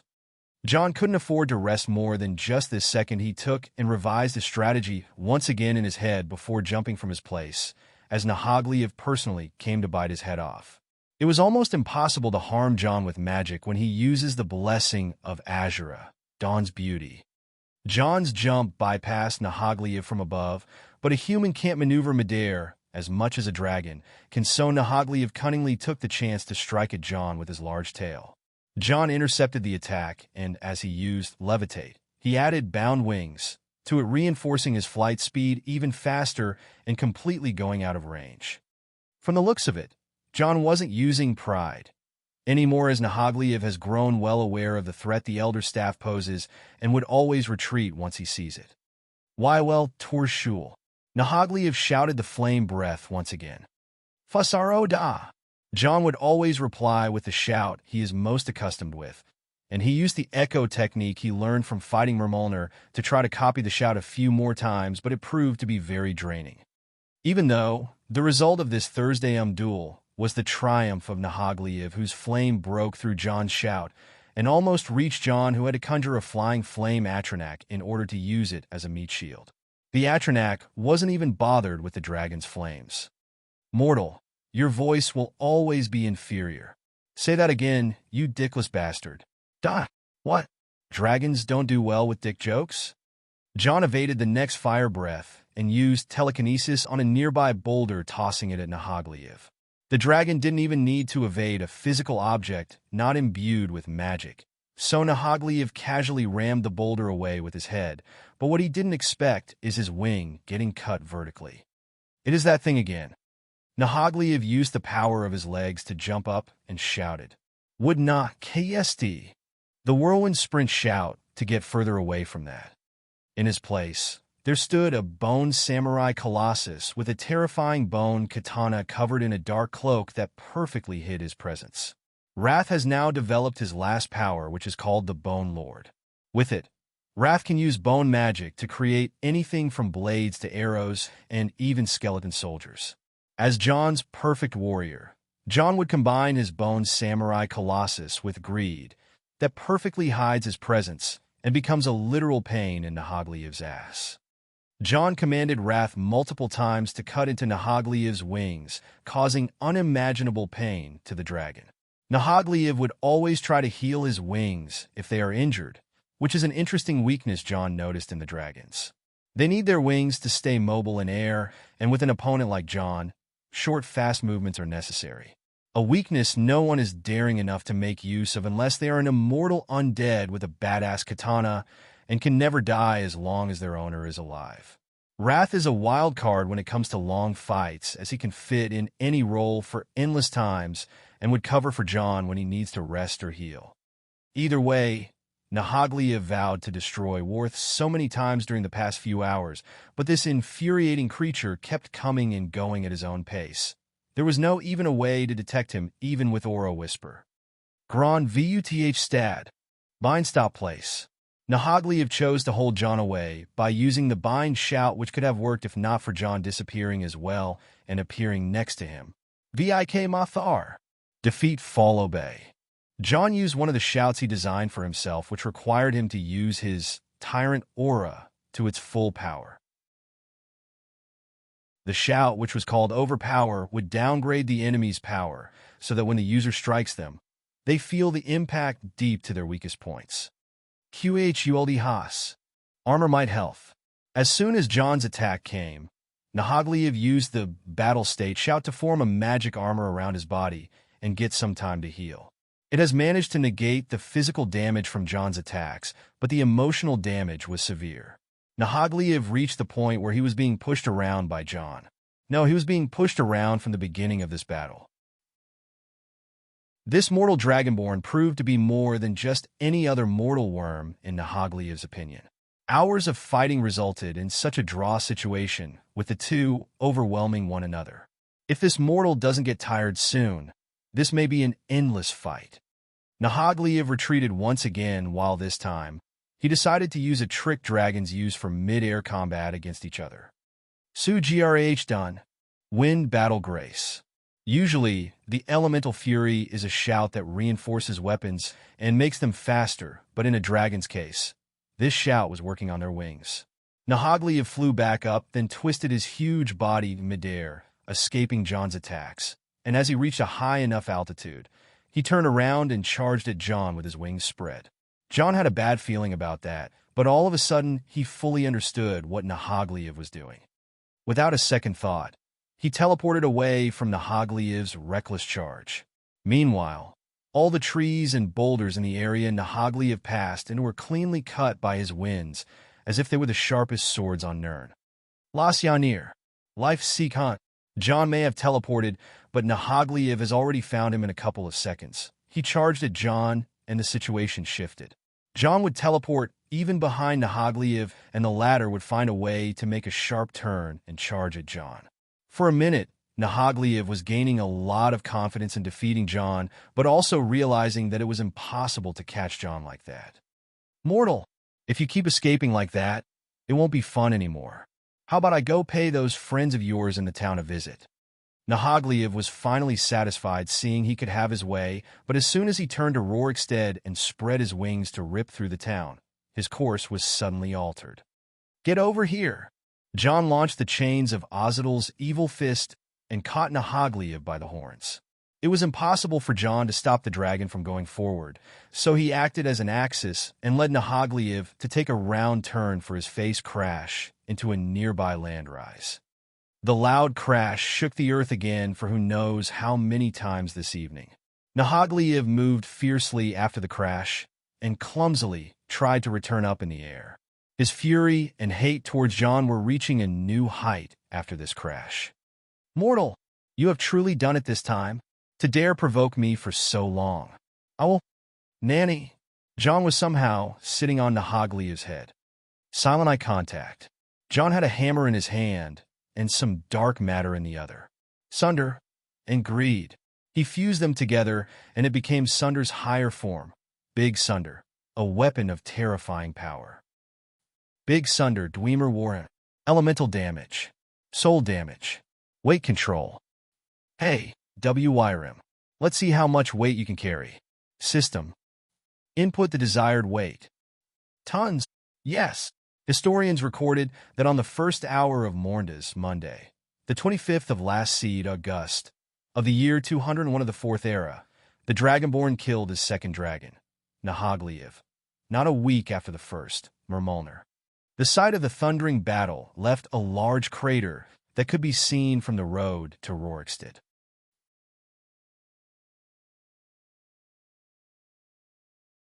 Alju and Thuri had departed long before I arrived, and I suspected to find Nahagliev feasting on the village nearby, but instead, I found the village protected by a number of mortals and Nahagliev fighting Dovakian one-to-one.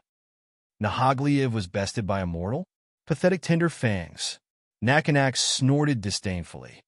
Nakanax, know your bounds. Onakindrog was not a fan of speaking more than acting thus. He became infuriated easily with the talkative Nakanax. He joined our Bormahu. Father, Thurladial said, mourning Nahagliev. The dragons call Akatosh Bormahu. Yes, Thurladial. He was a part of the Brethren. Onakindrog said, understanding the grim threat of a Dovakian. How did he die? Like a true Dov. But Dovakian was no true Dov. He tricked Nahagliev and attacked him from behind like a coward. He broke Nahagliev's neck. Breaking a dragon's neck? On any day of the week. That's the most impossible feat. Dragons' necks are not as fragile as anyone would think. Actually, they're covered with hard armor-like scales that no weapon can go through. It would give any dragon the shivers of the thought of their necks getting broken. Dovakian, is that powerful? Onakindrog asked. I cannot tell for certain, but he could withstand Nahagliev with prowess and trickery combined. I kept my distance from him, but the human trickery is boundless. After Nahagliev fell, I tried to come down and take away his soul, but a few hours ago, Nahagliev fell in the most terrible way possible. With the incredible weight pushing him down, John wasn't merciful either, as he directed all the weight to completely break the dragon's balance. Once the fall began, it couldn't be halted. The dragons use a special magic to fly with their wings, but resisting all that much weight not only broke Nahagliev's neck, but his wings were torn, his spine dislocated, his head losing consciousness. If dragons weren't immortals, this would have ended his life midair way before the crash, but this situation is one of those where an immortal can't be envied for his immortality. John teleported away from the crash impact, then flew up and remained midair over the crash site. He could clearly feel that Nahagliev was done for by that last attack, yet some life force remained dwelling. As the dust clouds settled and a crater formed where the dragon is, John simply came down slowly and stood in front of Nahagliev. He ordered Greed to come back and bring over Sunder with it. Looking at the bloody state Nahagliev is in, John simply sighed with tired expressions and faced the eyes of the dragon. What? Am I the bad guy here? John asked, but even though Nahagliev's eyes were open and barely moving, he couldn't respond to John. John put his hand over the dragon's head and silently sympathized. It sucks to get revived after this long time, to die not a few hours after. At least the battle should be fulfilling. But what is all this about? Why is there this feeling of remorse towards these brutish beasts? What is the worth of a dragon's life compared to human life? The dragon's soul is eternal, while the human soul is mortal. But that is not how one should evaluate life, isn't it? Is it all right to save other people, but why is it so distasteful now? It surely didn't feel like this with Mermulner. It feels sad and empty. Part of him wished that the battle would go on forever. You didn't have to dare me, have you? John simply smiled wryly with his bitterness, finding itself an excuse. Nahagliev closed his eyes, admitting defeat at last. But what of John? He was having a hard time bringing himself to end the dragon. At least putting him out of misery and humiliation is the best way to think of it. You all right, hey? John heard a voice behind him, and looking back, it was Wolfer. You brought it down? Jelinar asked. Is it dead? Alina followed. More people started to flood in as soon as they felt it was quiet.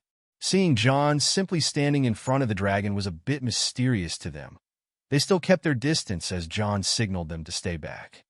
But for them to refer to the dragon by it, John finally understood something about why he had a hard time right now. He never saw the dragon as it. It is a Dove, a sentient being that witnessed parts of history which history itself struggles to remember. It seemed that absorbing Mermolner's soul affected him more than he could ever think. It is time. John could no longer make Nahagliev wait, as he drove his sword to the heart of the dragon, ending it all. As the dragon's flesh and blood disintegrated to join John's soul in a mystical fashion, a terrible situation happened. John simply turned to the sky and shouted, "Fur!" This shout frightened all those who were around him as they finally felt the presence in the sky which came down before them. However, this presence completely altered its course with John saying this word. Everyone aside from John went pale, knowing that this would have turned ugly if this dragon decided to catch them off guard, but the reason it went away remained a mystery to most of them. No one figured out it was civility among Dov. Back to the present. Respect? The mortal told you to show respect? Nakanak shouted. You could have avenged Nahagliev. Even the collected Thurladial showed disapproval. Silence. Anakindrag didn't seem to be minding their opinions and asked Trodroniak, "What do you think?" As expected from the wise warlord, his insight was unfathomable to see through the thoughts of Trodroniak. He is Dovahkiin, immortal but still a Dova. He understands things and has many new ideas in his Thursdayum. Dragons have their own method of evaluating others. Mortal and dragon were of course on top of the chart, but they don't really mind what others think unless they acknowledge them.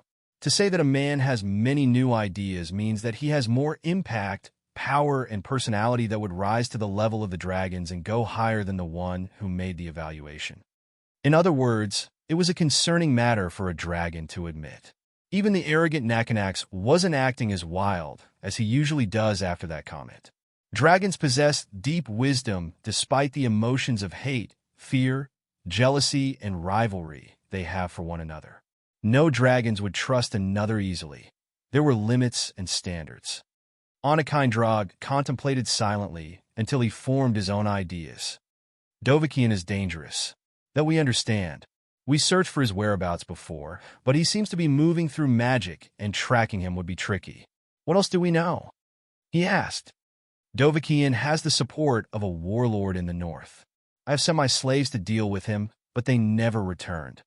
Nakanak said, Nakanax, it is unwise to act without knowing. Know the enemy before you act, and you shan't fear the result of your battles. Anakindrag spoke. These are just mortals, Dragi. We can get rid of them with just more slaves. Thurladial seemed to agree with Nakanax. Know thy enemy. This is the most important rule in our sect. Alduin Thuri expects us to know everything, and we must deliver. Go find more about this warlord in the north. If you find Dovahkiin there, we can ask Kungasvern himself to intervene. No human can match Kungasvern.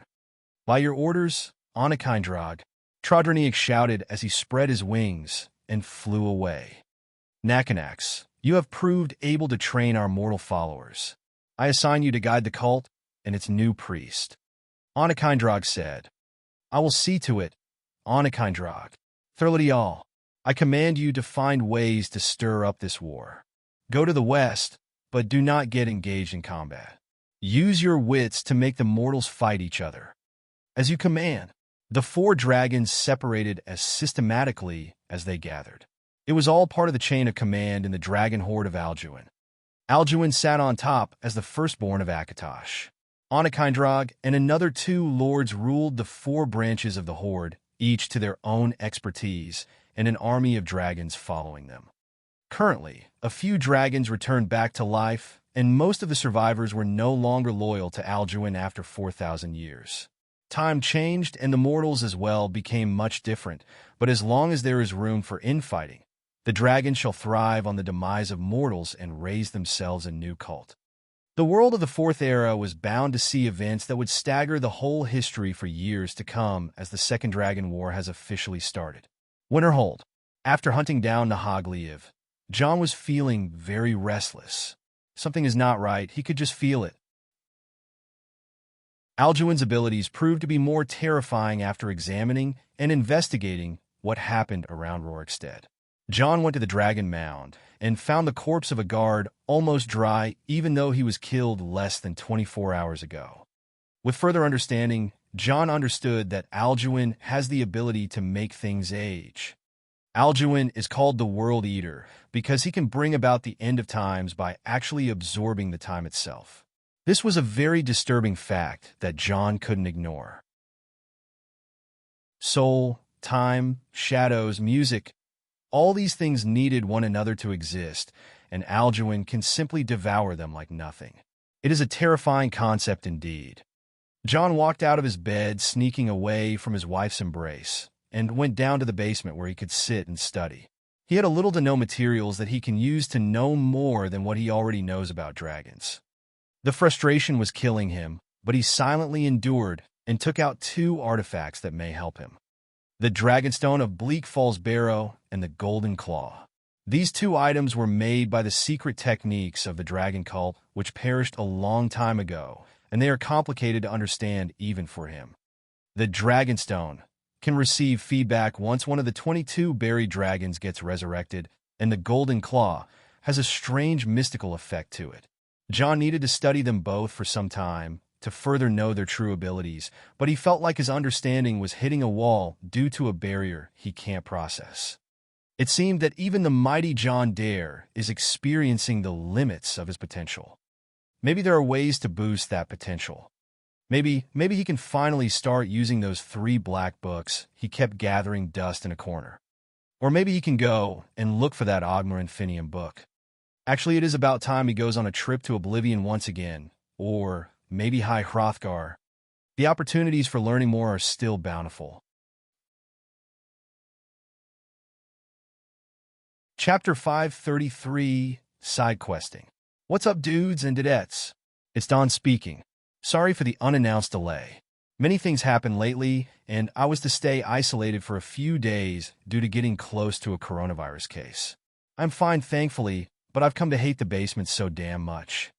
Anyway, I unlocked chapters 534, 535, and 536 on Patter 0N, so you can go and read them for free before they are published here. Here is the link: http://bit.ly/4dx5dx. Stay safe indoors. In his office, John was writing all the details about his last night's research. The Golden Claw is more than just a key to open a sealed chamber. It actually possesses a number of magical qualities on its own, making it one of the weirdest artifacts John has ever seen. The ancient enchanting technique resembled that of Ozidal's, but wasn't it? As the successor of Ozidal, John was very aware of how these enchantments worked. What he discovered was that the enchantment on the Golden Claw is not a regular user-beneficial enchantment, but rather an area-beneficial enchantment. It means that the claw is useful to the area around rather than being used personally. To make it simpler, John understood why Lucan, Riverwood's trader, was so attached to the Golden Claw. The reason is simple, and that is the fact that the claw brought his trade good luck. It is simply a very effective good luck charm, or as John would put it in educated term, a blessed item of fortune. The Golden Claw, blessing of fortune. If the claw was effective enough to make a simple, uneducated trader feel its effect, how will such a thing affect a large-scale financial establishment? Say the casino or the investment and trade bank. John couldn't ignore the fact that combining this artifact with a new investment banking system would be like adding wings to a tiger or extra fluff to a cat. It is basically cheating, but there is one thing John knows about using luck-related magic. It always has a drawback and must be used very carefully, as it is so powerful to the point where it may manipulate fate at some points. This hedge magic was something which always intrigued John, as he knew of many methods to manipulate it. The old man's coin, which he always carries, the crown of Berenzia, which was lost somewhere in Skyrim, as well as praying to a deity known by the name Sai. It is to him that the disease Sai's affliction is attributed, which is a strange disease that causes those who pray to Sai too often to experience bad luck instead of good. John explains that phenomenon as a fateful drawback. Still, as an expert in the fate subjects and the hedge magic, John would use the golden claw to manipulate any economic depression situations in the Dare Bank. There is nothing like using exploits now that he finally has access to one. Still, all of this raises a very important question. What can the other Dragon Claw keys do? John is aware that there are 10 claws in the game, each made of a certain material that goes from iron all the way up to actually diamond. If these insanely powerful claws were used as keys to unlock the most important vaults to the dragon cult, then the dragons must be the ones that made them. If his guess is correct, they may have been items of great value to the worshippers of the dragons. More to that, the dragons must know about these important artifacts at the very least. But wait, what about the dragon priest masks? Aren't they just the same? Actually, they're more like badges of office now that John thinks seriously about it, but there must be more. The dragon cult? John began deeply thinking, but he was feeling that something is amiss, and he needed to investigate more. In the meantime, he must gather all the dragon claws and the dragon priest masks. They exist in the old strongholds of the dragon cult. Most of these strongholds are still sealed shut, but others were used by Nords in later ages to bury the kings, like Corvinjund, or to seal dangerous cursed criminals, like Falgunther. Aside from the dragon claws and the dragon priest masks, there was the stone tablet known as the Dragonstone. It would seem that this stone can be used to track down the dragons all around Skyrim, but it is not working, probably perhaps due to how ancient it is. Now, it is time to send the excavation teams. John won't possibly go after these things himself, as most of his movements from now on will be as the Dragonborn. After a long day of work, John met with the manager of Sarthel's museum, Silas Vesuvius, and the leader of the excavation team, Njal the Lioness. John saved Silas from being damned to oblivion by Marun's Dagon and offered Njal a sponsorship for all of her adventures as long as she agreed to be hired as an excavator for the DDC. While Njal is more righteous than anyone else around John, he knew exactly what she can't refuse and offered it to her. Now she has funds and manpower to follow her around as she pursues her passion. John gave both Silas and Njal a number of tasks. Most of them are about keeping an eye on those historical sites and obtaining the dragon claws and anything else worth having. After getting all that ready and done, John spent the following few days administering the company, Winterhold, and the bank's construction. It was all happening at a rapid pace, and the results were satisfactory until now. Aside from that, John was focusing on the news coming from the other holds. First, the rumor about him killing the first dragon was hard to believe for some, but when the news about the second dragon were spread wide and the site of the battle near Rorikstead was confirmed, everything started to change. The songs of the Dragonborn were heard for the first time in Whiterun taverns, then traveled nationwide to Solitude and the other holds. In such desperate times, the people clung to the hope that is a Dragonborn rather than Jarls and leaders. Second, Riften and Dawnstar sent their envoys to Winterhold reporting multiple sightings of dragons and requesting to establish a method of fast contact with the Dragonborn, which John complied to without a question.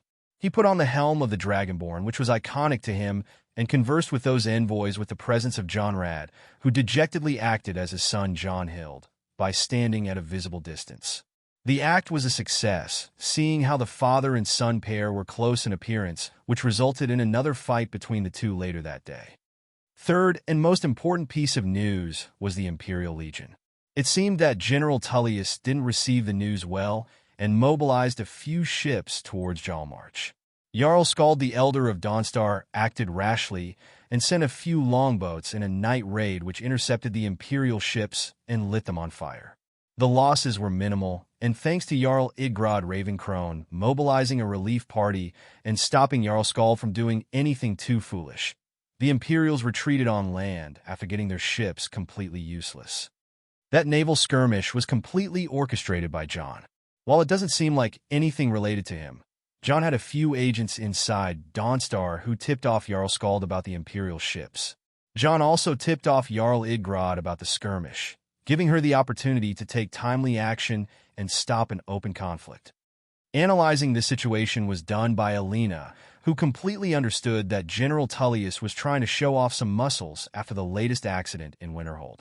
The Penitus Oculatus agents were surely active trying to minimize the impact of the blunder, but if there is anything John is good at, then it is his big mouth and loud voice. He bragged for 3 days straight about what happened that day in front of every envoy that visited him. Soon afterward, the Imperial Embassy sent a very seasoned diplomat to Winterhold in order to see John's complaints about the situation and minimize the damage. They also requested an audience with the Dragonborn, but John said he doesn't know where his friend is at the moment as he seemed to have gone somewhere to train. John just didn't want to act rash without assessing his political opponents this time first. His decision proved to be wise when he received the background check of the diplomats. Most of them were not just politicians, but also mages and members of the Imperial cult and the cult of the Ancestor Moth. Until knowing their motive, John kept his Dragonborn side away. The pull and push situation started moving inch by inch, and many words were said with no actual benefit. John was officially done as he finally decided to make another big scene. "Lydia, my Thane, how are your cat-carrying lessons? You seem to be doing just fine." Nefertiti said that you passed as a cat person. "Thank you, Miss Nefertiti. I guess." John clapped his hands as he stood off his desk. "Alrighty, pack your stuff and meet me at the secret portal, Lydia. Let's do some side quests." "All right." And on some day, the bored Dragonborn decided to do some side quests. Whiterun, the hub of Skyrim's trade in its vastest hold, a place that was torn apart by the war, yet kept its core, the city of Whiterun, away from conflict and the sieges. John, Lydia, and Nefertiti were today's team. John was covering himself with a big cloak and a hood to not stand out despite his noticeable height. The first thing that met them upon going out of Bree's home was the sight of an argument between the guards and 2 Alakar warriors as Bree's home is actually close to the city gate. "Look, you've already been told you're not allowed here. Turn around and go back the way you came." A guard said, "We're causing no trouble. All we ask is to look for her." Alakar warrior number 1 said, "I don't care what you're doing. After what happened, you're lucky I don't toss you in jail. Now get lost." The guard replied, "We will be back. This is not over." Alakar warrior number 2 said. As the 2 Alakar warriors were about to leave, they saw John and assessed him to be a mercenary. In actuality, John was trying to give off that impression. "You there? We are looking for someone in Whiterun, and will pay good money for information." The warriors spoke to John. "Is that so, friend?" John put on the airs of a Nord and nodded. "Let's see if I can help." Long story short, these warriors are looking for a Redguard woman who escaped Hammerfell some time ago and probably not using her true name. John knew this boring quest very well and wanted to play it in a different way. In the game, this quest is all about finding the Redguard woman and handing her over to the warriors or assisting the woman to kill the warriors. Sound simple enough? Nope. In the history of video gaming, this quest in particular was like an unscratchable itch to many as no one knew who was right and who was wrong. Is the woman truly a hunted criminal, or are the warriors actually assassins sent after her? Whoever the bad guy in this story happens to be an agent to the Almarai Dominion, which is something John doesn't tolerate. Sadly, the game doesn't spare a single goddamn hint other than mild behaviors and baseless speculations of both the hunted woman and the leader of the warriors. After accepting to help the warriors, John directly headed towards the Bannered Mare Tavern in Whiterun's Market. Along the way, He met with a beautiful single mother called Carlotta Valencia, who was as charming as the game described her to be. John had to beat up the bard harassing her and gained a sack of potatoes as thanks. Back to the Redguard woman quest, John knew the woman's identity to be Sadia, the unmade and bannered mare. He approached her silently and did the same script from the game, but when he tried to ask her more than what she said, she claimed that she was tortured by the Almarai Dominion after the fall of the city of Tanith, and pointed to the large scar on her face. John said he would help her, and indeed, he went out searching for the Redguard warriors until he tracked down their den and confronted their leader, Kamatu. John didn't kill Kamatu as Sadia requested, and agreed to lure her outside the city for Kamatu and his warriors to capture her. Once that was done, John started altering the game events from this point. He suddenly attacked both Kamatu and Sadia, knocking them out and throwing them in a room inside the Haven Cube. From that point, John started interrogating the two using lust. He played them well until they broke to the effect of the desire to tell the truth, and it was surprisingly a better plot than what the game offered. Was it Sadia who betrayed Hammerfell and sold the city of Tanith to the Dominion? Was it Kamatu who was hired by the Dominion to hunt down Sadia for speaking against them? The answer was both. Both of them are agents for the Almarai Dominion. Well, in Sadia's case, she was. John said. Lydia looked at him as expressionless as she was the other day. John decided to continue the conversation with himself. Well, you should say, but my Thane, as much as you are handsome, you must be mistaken. Why would those abominable spies hunt down each other? Or something along those lines. Oh, but here we are not seeing the bigger picture, Lydia. During the Great War, Sadia indeed betrayed the city for the Dominion in order to rule it under them. No one found out about her deal until the Dominion left Hammerfell, and gradually, those who didn't resist the Dominion were weakened politically. She tried to get support from the Dominion once again, but when they refused, she threatened them to expose their political secrets, so they sent Kamatu after her. In the end, they're all just some traitor scum. John finally declared the situation and clapped his hands together. Neither Sadia or Kamatu were to survive what comes next, as John incinerated them without leaving a trace. Case closed. Let's get some cold honey mead for tonight. A slow start for John's side questing, but who knew the next quest would turn into a freaking war? Lydia was feeling it for some reason.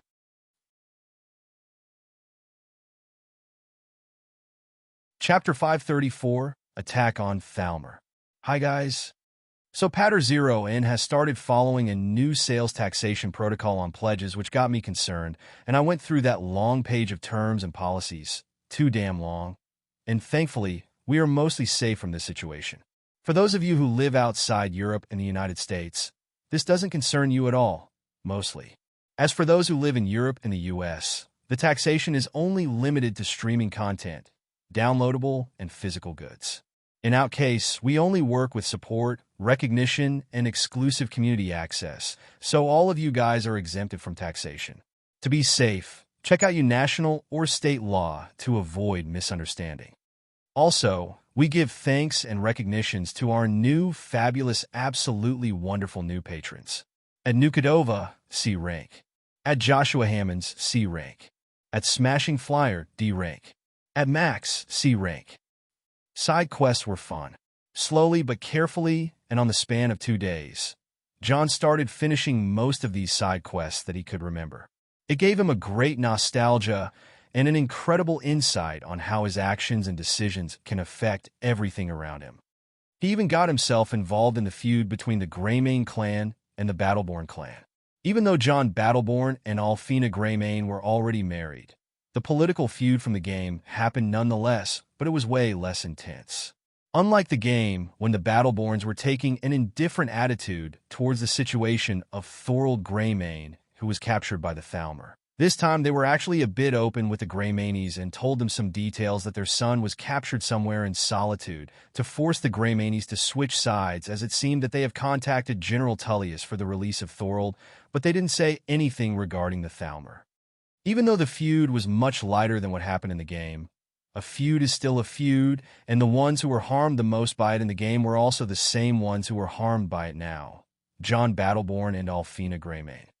After John's return to Skyrim, John Dare and John Battleborn met after the subjugation of the first dragon, Mermulner.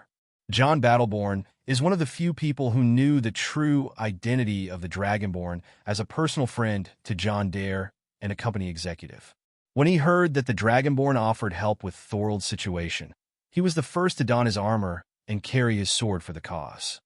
Just as that happened, a Volstein Greymane was also carrying his Dane axe and wearing his armor to free his brother from captivity.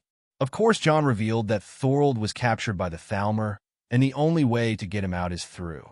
Knowing the Thalmor, some powerful mages must be present in a Thalmor stronghold, and the fight won't be easy. Thus, John insisted on herding some Talos cultists as mercenaries, and a small war band was formed in a cave north to Whiterun after clearing it from bandits. The number reached 50 combatants of the strongest fighters from various backgrounds. All of them were aura masters from different age groups who came together to save the people that were imprisoned by the Thalmor in Northwatch Keep. As the men were put together and recognized the Dragonborn as the youth who wears the horned helm, John instructed them to go north on horseback towards the Pale and raid the pirate camps hidden in that area to take their longboats. In the span of 1 week, the group managed to reach their designated location and created a big scene by eliminating 3 pirate camps in 2 nights. With 50 hardy Nords and 3 longboats in good conditions, John led them into the sea, traveling west-north to Jalmarch and Solitude. Along the way, the war band of the Dragonborn made a name for itself by destroying every pirate ship in its way all the way to the shores of Solitude. There, the Imperial fleet met them and tried to force them back, but with the identity of the Dragonborn and the fame of the war band, the Nord officers of the Imperial fleet showed reluctance towards their commands, which by its part led to the fleet commander appeasing the tension by letting the 50 Northmen pass. What can go wrong with letting 50 warriors led by a Dragonborn pass anyway? Either way, the warband made another accomplishment by successfully getting rid of the dangerous pirates that were lurking around the mouth of the Karth River under Solitude, who were led by the Argonian siblings Juriare and Dija. Following such an achievement, the 50 men landed in Solitude's docks and loaded up for more raids against the pirates.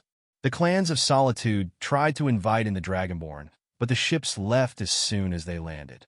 Until now, 1 week has passed since they moved from the Pale. John was sure of how those 50 men can fight and how he should employ them in the next battle. During the next 2 days, the band landed not too far from Northwatch Keep, which was used by the Thalmor as a prison, and made contact with a nearby fishing village to announce their presence.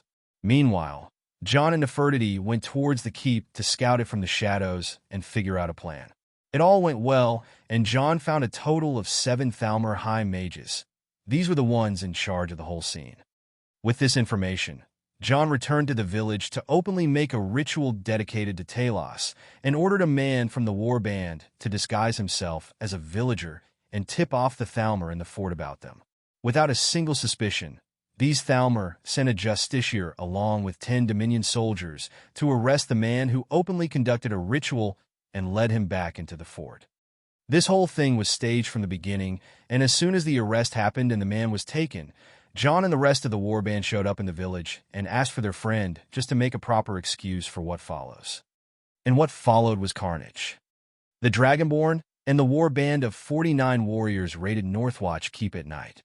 As soon as the Thalmor were alarmed of the raid, John had already infiltrated the fort and hid in the darkness. Human, 160 feet north on the wall. I see him. With the torches of the warband being thrown around the fort to start a fire at anything burnable, John was inside, assassinating the High Mages with Marun's razor. He marked the dagger, flipped the old man's coin, then threw the dagger with all his might at the mage 50 meters away. Instant kill.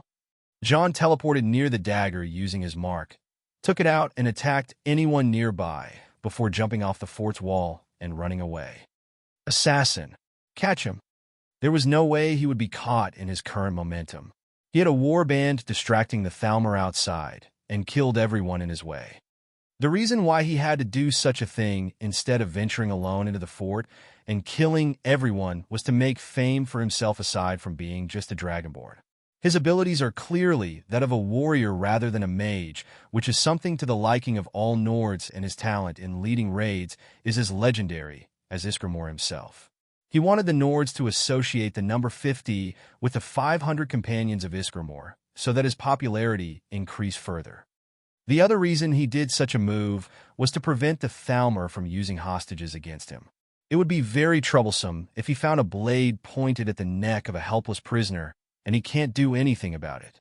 With the mages dispatched and the prisoners located, John went inside the fort's dungeon and broke the man who was imprisoned free. "You all right, John?" "I am, John." "Then take your sword and shield, and don't let any Thalmor near those prisoners, John." "Thanks, John. Leave some weapons for those men locked over there. We will defend this place together." "Good, John. Here you go. We will break the gates now." "Good luck, John." "To you too, John." John and John parted ways in the dungeon as Battleborn remained to secure the prisoners and Dare went to join the attacks. Outside the keep, the situation was extremely chaotic as the Dominion soldiers were mobilizing the defense equipment from the front of the keep to its back where enemies are not supposed to attack. The warband chose to attack from the back despite the walls being higher and thicker to force the Dominion soldiers to move the arrows and shields all the way to the back, but when they finally got the signal from John, the warband retreated and circled around the fort to attack from the front. This caused the Dominion soldiers to move all their equipment once again. This time, however, the warband was not just shooting arrows and hiding behind trees and shields. They were forming a particular shield formation that resembled a battering ram as they marched towards the gate. There was no way this formation would work. What they were trying to accomplish is by no means possible unless they have a high mage themselves or the assassin inside the fort shows himself and breaks the gate open. The truth which faced the Thalmor was different. Once the shield formation reached the gate under the constant arrow and spell attacks, a dangerous presence was felt at the gate, and those who were above the gatehouse lost their consciousness. Fusaroda! The gates were blown away, and the Dominion soldiers' defense formation behind them crumbled with the two massive blanks of wood flying at them, turning anyone in their way into meat paste. It was then when the raid truly began. "Charge!" John shouted a battle cry, and the axemen flowed in like water. The fort's yard was overtaken, and the walls were being cleaned from any elves almost instantly. The rear of the fort showed some resistance as the Dominion soldiers managed to cause some damage to the Nords, but a Volstein Greymane, serve his Dane, axed the necks of those elves.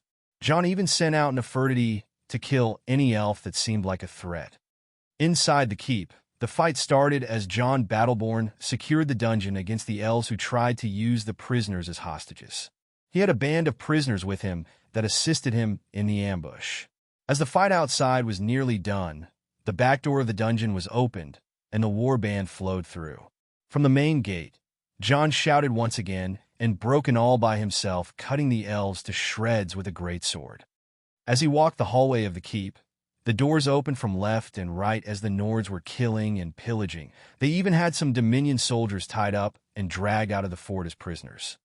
John finally reached the torture room where he expected to find Thorold Greymane. Kicking it open, he easily expected an ambush that he withstood by a shield as he pushed against the 10 or so elves before he swung the greatsword with one hand to kill them all. John Battleborn and a Volstein Greymane followed him in as they stormed the last room, where Thorold Greymane was chained to a wall. "Thorold, a Volstein! What in oblivion? How are you here? I thought there was a war outside?" "There's a war outside." "Wah! Come, let's get you out." John Battleborn and a Volstein unchained Thorold and helped him walk out as the warband was finishing up things. Elf prisoners were taken, and the important documents were secured. As the prisoners were made to kneel in the keep's hall, a round of beating and kicking started, especially from the ones who were imprisoned in the fort. John simply distanced himself from the noise and skimmed through the documents while mumbling. Slave trading, human experiments, sexual assaults, mass murder, assassination orders, espionage. If these documents land in the hands of Ulfric, the Empire is totally fucked if they covered for this knowingly. John said as he kept those papers in the cube. Rumors can travel all they want, but hard evidence would make a very disturbing stance if the Nord nobles were to react to this. Of course, the Empire is mostly unaware of what happens in Thalmor prisons, and those who are aware would be traitors. The White Gold Concordat gives the right to hunt down the cults of Talos, not to commit racial crimes, but simply speaking, the Empire wouldn't be able to deny its knowledge, and even its citizens would lose faith in its credibility. By tracking down those leads and legitimizing them, John would have the Empire itself by the balls. Nefertiti, on the way back, would you please drop by our Imperial friends and leave them this gift? John ripped off a page from a document and gave it to Nefertiti. She appeared from a shadow and turned into her human form, then took the paper and tried to read it, but to no avail. Human scratchings make me dizzy. Good luck, and stick around the Imperials for a while. Tell me what face General Tullius makes when he sees it. John said as he returned back to the warband. It was a dark face, very dark even by Redguard standards. General Tullius was having the worst month of his life. People have a midlife crisis, and he was having midlife disaster. Not only did he lose Ulfric's Stormcloak and Helgen, but he ended up causing Winterhold to switch from the neutral stance to the Stormcloak faction. Yet now, as the month was finally going to pass, he received news of a Nordic warband led by the rumored Dragonborn acting heroically and clearing up pirates, which was a good thing, until the damn Thalmor decided to arrest a member of the warband. All hell broke loose a few nights ago, when the warband led by the Dragonborn raided Northwatch Keep and pillaged every last scrap in the place, freeing all Nord prisoners and taking elf prisoners for themselves. The warband then hurried back to Dawnstar and handed the elves over to Jarl Skald the Elder, who rewarded them with gold. On the other hand, military legate Rika informed him of a note delivered to her by a little girl. This note was a ripped page from a Dominion report that contained details about some Imperial officers receiving bribes from the Dominion to overlook their ruthless activities. This was a scandal from a whole new level, and it would harm the Empire in one go if left unchecked. The general ordered to bring out those officers and put them on secret trial, then execute them swiftly and report them as missing in action.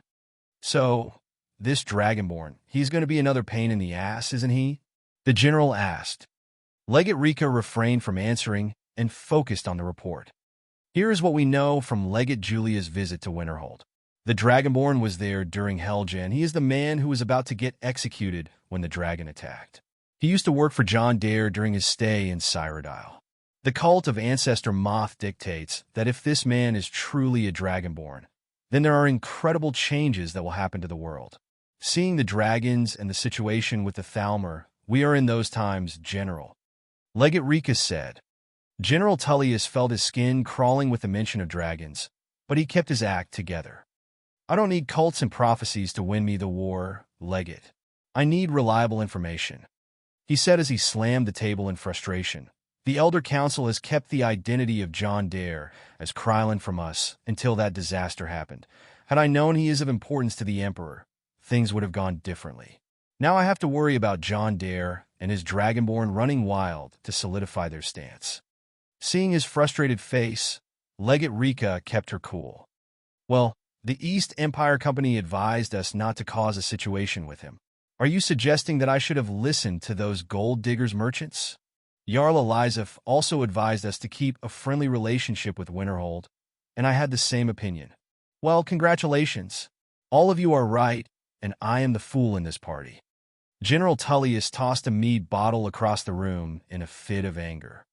After a minute of taking some breath to let the negative thoughts out, General Tullius turned back once again and took a seat reviewing the reports in front of him.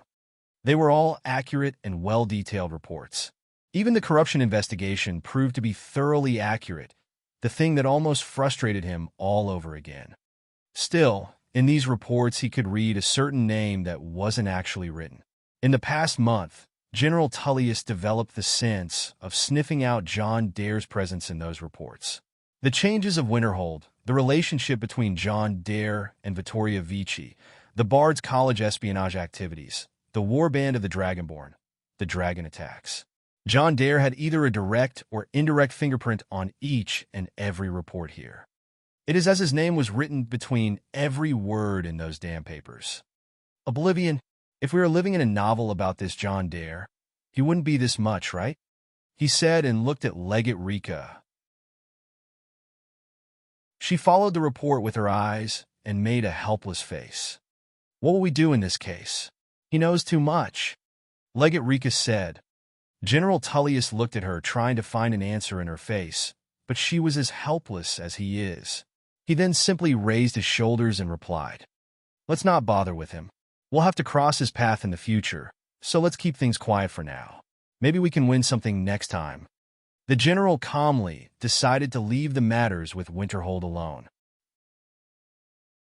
He may not like to admit it, but he was rash when dealing with John Dare. John's return was very timely with the late chaos, which put a lot of strain on the mind of General Tullius, especially with the late sightings of the dragons. Dragons, those creatures left a terrifying mark on the general, who always thought he had seen it all. If a Dragonborn is what it takes to kill a Dragonborn, then the Dragonborn it is. He won't stand in his way. But he can't lose ground like that. The general finally felt some inspiration after 1 month of constant failure. If he can make an alliance with the Dragonborn, he can slip through the brash Nordic politics without and solidify the stance of the Empire. Still, the Thalmor are a hateful bunch who will stand in his way. If that's the case, then there is a certain John Dare who has a kink of murdering Thalmor. He can always hit the Thalmor with that rock. They have truly offended the general and the Nords this time. It will also be a good opportunity to clear the Empire's responsibility from the scandal. Still, the Dragonborn comes first. What would a Dragonborn need? Legate asked the Penitus Oculatus to compile a file on the Dragonborn and check out any treasure we can get the Empire to send us. General Tullius had a devious idea to get close to the Dragonborn. He may be a military man, but he is still a sly Imperial like the rest of his kind. He smiled faintly as he felt his appetite finally better than the past few days. There was that thing with dried fish and wine somewhere around that table next to the wall. He could find the wine, but no trace of the fish. Strange. Did Rika eat the fish?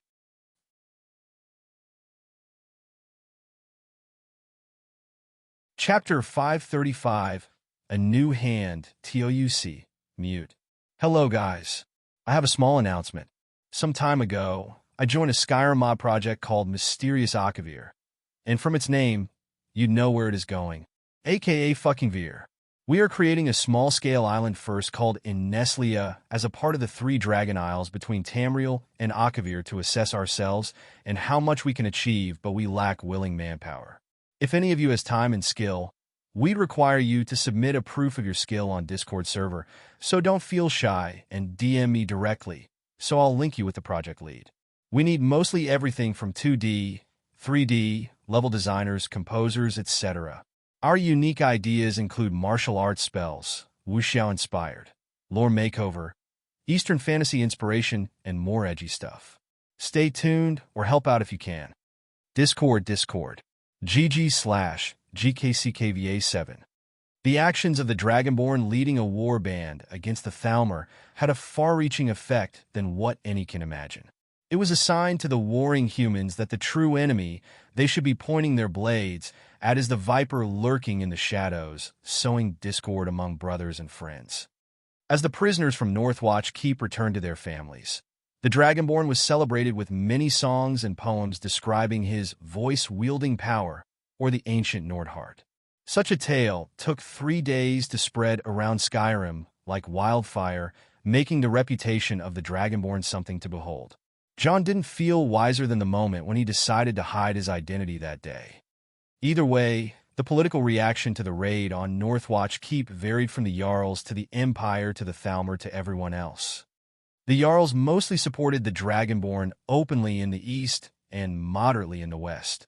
Those who returned to their families were advised to keep their heads down and escape to a Stormcloak territory before anything unpleasant happened, and so a scene of cooperation between the warring sides happened amidst this darkness. The Empire took its usual passive stance to avoid the drama that follows, but it was rumored that General Tullius has kicked out the Thalmor messenger after acting out of manners. The official stance regarding the raid was simply mere words saying that the Dragonborn should have known better than starting a conflict, and the Empire advises him to seek legal means rather than taking the law into his own hands. On the other hand, the Thalmor were rather on edge. The Dragonborn is surely closely associated with John Dare, who is their #1 public enemy. It is without a doubt that John Dare acted behind the scenes in this raid, if not funded or participated in it himself. The trap was surely obvious, since no Nord would openly worship Talos near a Thalmor prison, but the nerve of those Nords was really something to not only kill the Thalmor agents and guards, but also take prisoners and hand them over to the Stormcloaks. That's right. The Thalmor agents who survived the raid were taken as prisoners and sold to Ulfric Stormcloak at the docks of Windhelm, openly like slaves. This particular scene reminded many of the stories of the construction of Windhelm, when Iskramor and the 500 companions raided the elves and took them as slaves to build the great city of Windhelm. Nothing made Ulfric Stormcloak feel more pride than buying those Thalmor and throwing them in his dungeon. Either way, the reaction of the Thalmor was sending a missive to each Jarl, announcing the will of the Thalmor to arrest the 50 members of the warband that raided their prison and the immediate return of their prisoners and their agents. The act that infuriated most of the Jarl, all of them replied that they have no knowledge of what the Thalmor are talking about. As for the Dragonborn, the Thalmor didn't really acknowledge him or his title publicly, which wasn't that unusual. The dragon blood was the basis which built the 3 empires of men which they envied. In their pantheon, Auriel, who was also Akatosh, wouldn't give the men such a blessing if not for the manipulation of the time aspects which Saint Alessia and her Alessian sect did. The old Alessian sect was the first force that discriminated against elves publicly across Tamriel, and is also the force that caused the septation of the 2 aspects of time, Auriel and Akatosh. As extremists, the Thalmor would even see the dragon blood in a human veins as a mock of their divine right of Auriel, and if they had the power, they would have annihilated such blood. Either way, the Dragonborn is officially another enemy they can't do anything about, as he is the only method that may end this dragon crisis that they know nothing about. All this, and that made Skyrim feel like a boiling pot of issues which may explode any second, with the Nords feeling the excitement for the Dragonborn is with them, and the Empire staying on edge for any new, unanticipated action he may take. After all, the wheel turns on the Dragonborn. It was strange how this phrase made more sense each time he took an action. The wheel is a metaphor meaning either the Orbis or the fate. Either way, it is as if the whole world is now revolving around John. Are there more reports I need to worry about? John asked as he packed some books into a knapsack and tossed it to Lydia across the room. There are no reports that may interest you in particular, but it seemed that the Thalmor has made a few official complaints against our dearest Dragonborn.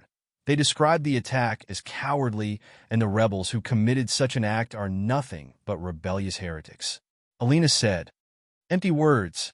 John replied.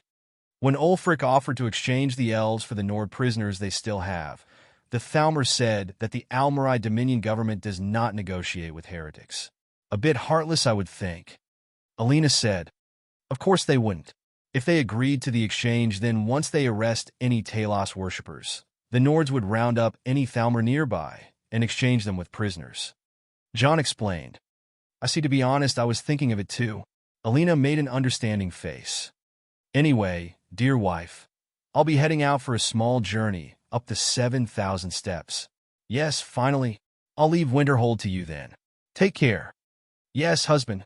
Deliver our respect to the honorable Greybeards. Yep, I'll do so. Don't forget to mention that, and that, and that.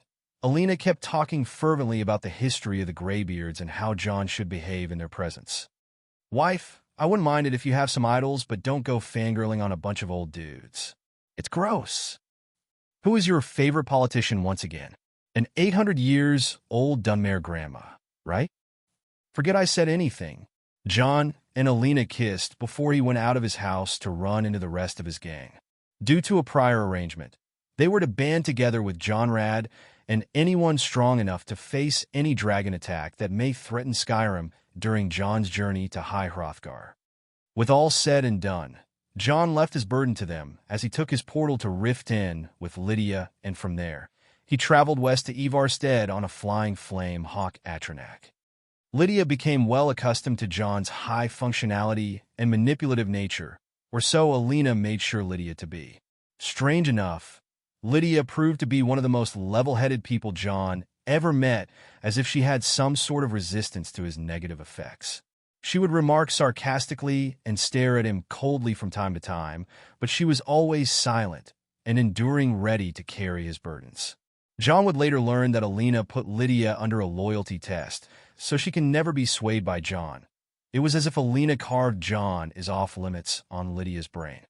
Either way, the journey was relatively peaceful save for that time when John wanted to sneak into the Redwater Den to acquire any information about the Fokihar clan. The Redwater Den is a drug den hidden beneath a dilapidated shack that deals in Redwater skooma, a very potent and powerful type of skooma that is made with blood refined in a blood spring deep in the den. John sensed so many vampires from various power levels fortifying the damn place like a Dwemer vault. Even teleporting inside was impossible from all the magic imbued in the place. However, John managed to let his astral projection walk through the walls and eavesdropped on some conversation inside the den. Not much important was said, but there was surely a mention of two about the Fokihar castle. Word is that the vampires were to gather their forces in the next 4 months, which meant something is definitely happening. No more good information could be found, but John started writing down some pieces of paper on how the vampires make their skooma and possible methods to cure its addiction or perhaps destroy the surplus inside the den. John is not sure of his alchemy skill, but he can always ask Master Neurelian or Jelliner for advice. The journey kept on for less than a day until he reached Ivarstead. Around 4 to 5 years ago, John visited this place and killed the innkeeper who would one day kill an acquaintance of his. Thankfully, the acquaintance lived till this day, and the innkeeper was different. Even though John still snooped around the inn in order to find something, and thankfully it was in the possession of the innkeeper. It was this sapphire claw. Much like the golden claw, which blesses its surroundings with good fortune, this claw seemed to have wider magic yet with a different effect. John could feel it quite easily now. John followed the traditional route to acquire this claw as well. Ivarstead village was haunted by a ghost that dwells in Shroud Hearth Barrow nearby.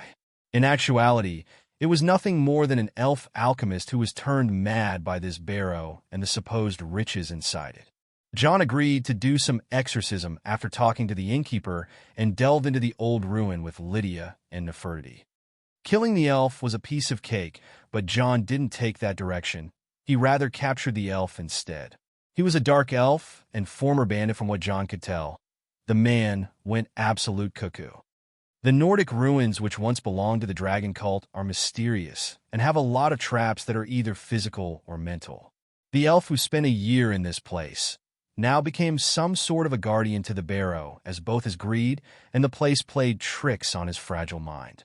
This man even came up with a potion that made his skin give off a bluish glow like a ghost in order to trick the people that the barrow is haunted.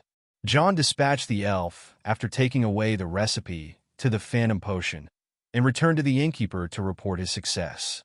The reward of this was the sapphire claw, which the foolish dark elf spent a whole year looking for it.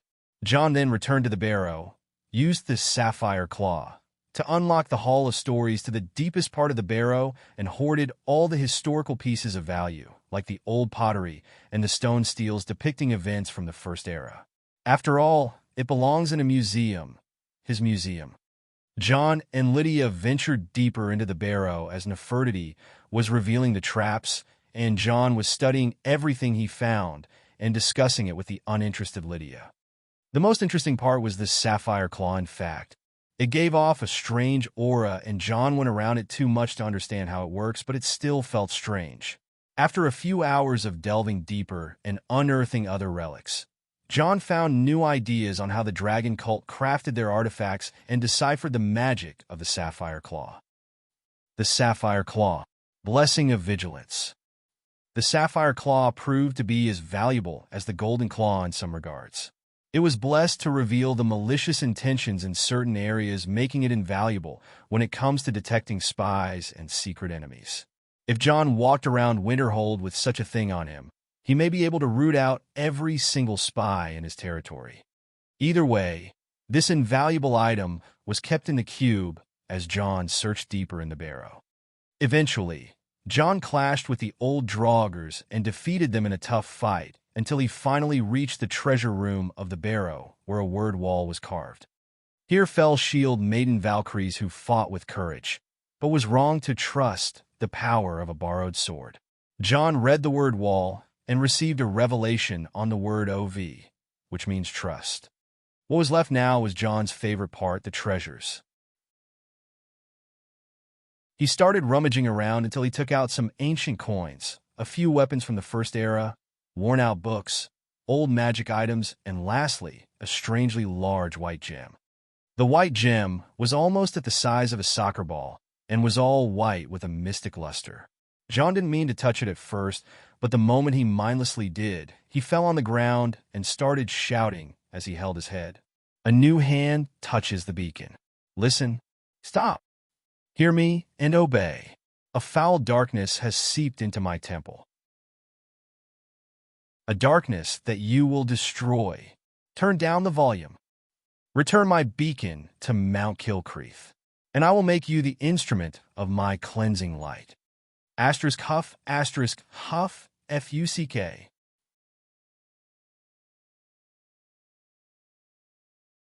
Chapter 536. Hi Hrothgar. Big thanks to our new patrons.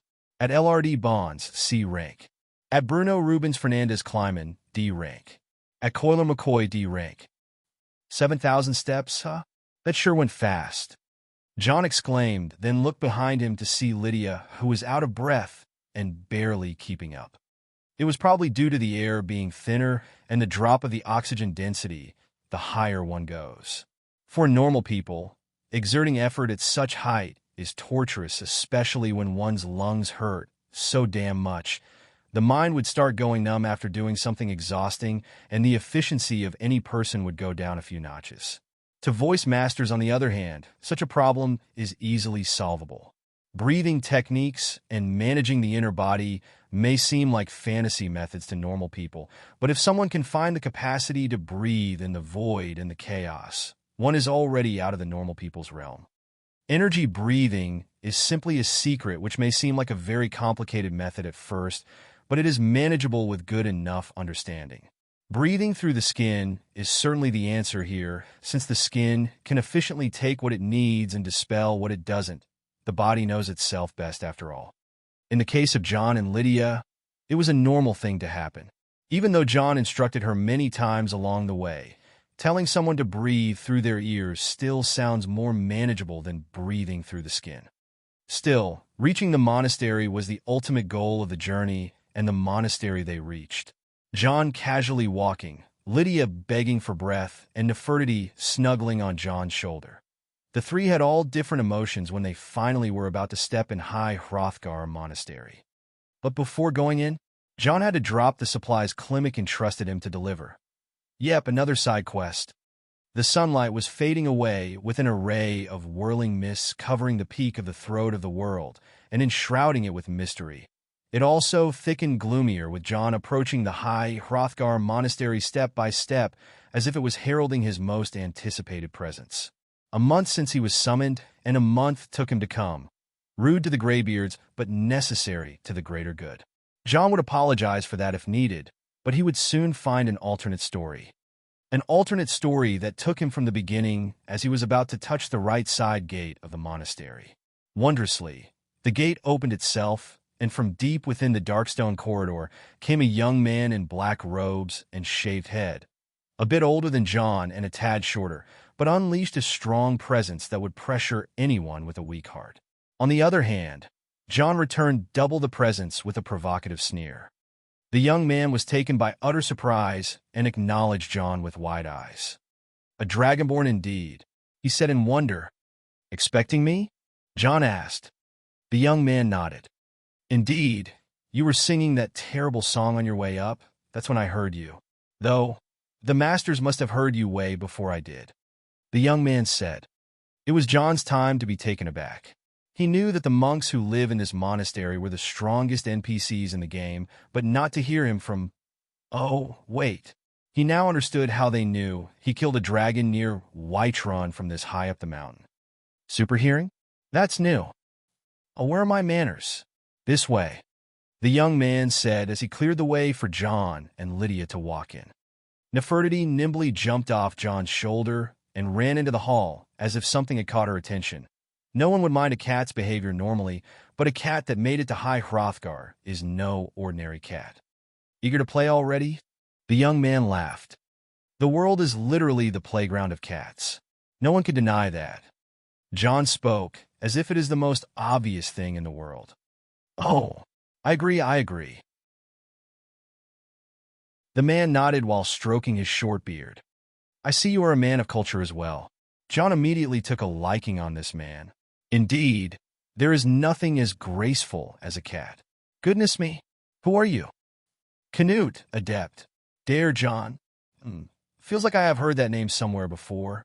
Adept Canute said. It goes around. John dismissed the matter nonchalantly. It is rare to find a fellow brother in fluff in this harsh part of the world, yet both John and Canute were assessing one another as if two old strategists meeting for battle negotiations. John hated rivalry in any sort of manner other than in some trivial things, but when it comes to the Thursday John can become very cranky and would judge others extremely harshly. He is a Dragonborn who has the inborn privilege of shouting like a dragon, and on top of that, he put a great effort to start using the Thursday way before he awakens as Dragonborn. He understands the limits and the privileges he has, but deep down, shouting the Thursday is a birthright to him that he values dearly. An attempt to assess him in his own field of expertise hardly ends well. That made the whole journey to High Hrothgar more interesting in fact. He may be a natural voice master and a prideful Dragonborn, but he still believed that there is always a height beyond what he knows, and the Greybeards may have accumulated knowledge that would add to his arsenal. For example, they have some good ears as it seemed. Canute led John through the dark corridor to a hall that was built all in black stone and minimally decorated. The hall occupied the heart of the monastery, and there where John could see Nefertiti finding a place for herself near a fire brazier on a stone platform. For elderly men in grand black robes were curiously watching the strange creature that slipped swiftly through their senses. Seeing John and John seeing them, the focus was diverted on each other as Canute excused himself and whispered for Lydia to follow him away from the masters. The Greybeards, the most ancient and most honored sect in Skyrim, made of monks who reside at the ancient monastery of High Hrothgar, near the summit of the throat of the world. They're the most famous of the tongues, masters of the voice. They live in absolute silence in order to better attune themselves to the voice of the sky. They are a peaceful order, not using their Thursday to augment their martial skills, but to worship and honor the heaven as the way of the voice decreed. When the Greybeards speak, storms brew above High Hrothgar, and people are forced to evacuate due to the imminent danger of avalanches. When they even so much as speak the word Dovahkiin, it rumbles through the world and the mountains shake. Such is their power when they spoke to announce the greatness of Tiber Septim. With John facing the four masters of High Hrothgar for the first time in his life, they assessed him from head to toe as their speaker approached him. So, a Dragonborn appears at this moment in the turning of the age. The man who spoke was Master Arngeir. His size was quite short for a Nord, but his presence was something else entirely.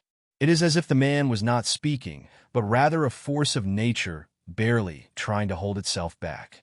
John couldn't help but smile vividly against such power, but he knew it is unwise to show disrespect in front of Skyrim's most respected. I, John Hild of Clan Firemane, known as John Dare, have come to answer the summons of the Greybeards. He spoke for the first time to them, without restricting his voice's abilities either. Arngeir looked at John with a hint of curiosity, as John's voice wasn't ordinary either. It had a lot of raw power, just like a stream, but John had an excellent ability to hold himself back that was naturally born within him as Dragonborn. Even Master Arngeir had been through thick and thin to reach such a point of restriction. Ah, There is the gift. Khan has blessed your tongue indeed. Tell me, how long have you been using the voice? Arngeir said, 6 years, but I practiced for 2 years before it and learned the Dovizil at an early age. John said. Angrier and the rest of the graybeards showed concerned faces. Didn't you know that practicing the voice at such a tender age may have costed you your voice, or even your life? Arngeir asked. I have known of my ability to shout since the beginning. That you were a Dragonborn? Yes. So, Dragonborns know what they are. That was not recorded before. Arngeir wondered. Our predecessors never recorded that Tiber Septim knew before he was called. And Riemann never knew until he shouted the savages of Akavir at the Pale Pass. John smiled at the remarks. Just a prophecy of a moss priest, he said. Arngeir looked deeply into John and remembered something. Firemane, could it be that you were the child who caused the chaos between the clans 19 years ago? I can take the blame for many things in this world and a few other worlds, but not really when I was but a year old. John smiled wryly. Oh, indeed. Arngeir nodded with a light smile. But the child is truly you. It was unwise to stand in the way of fate.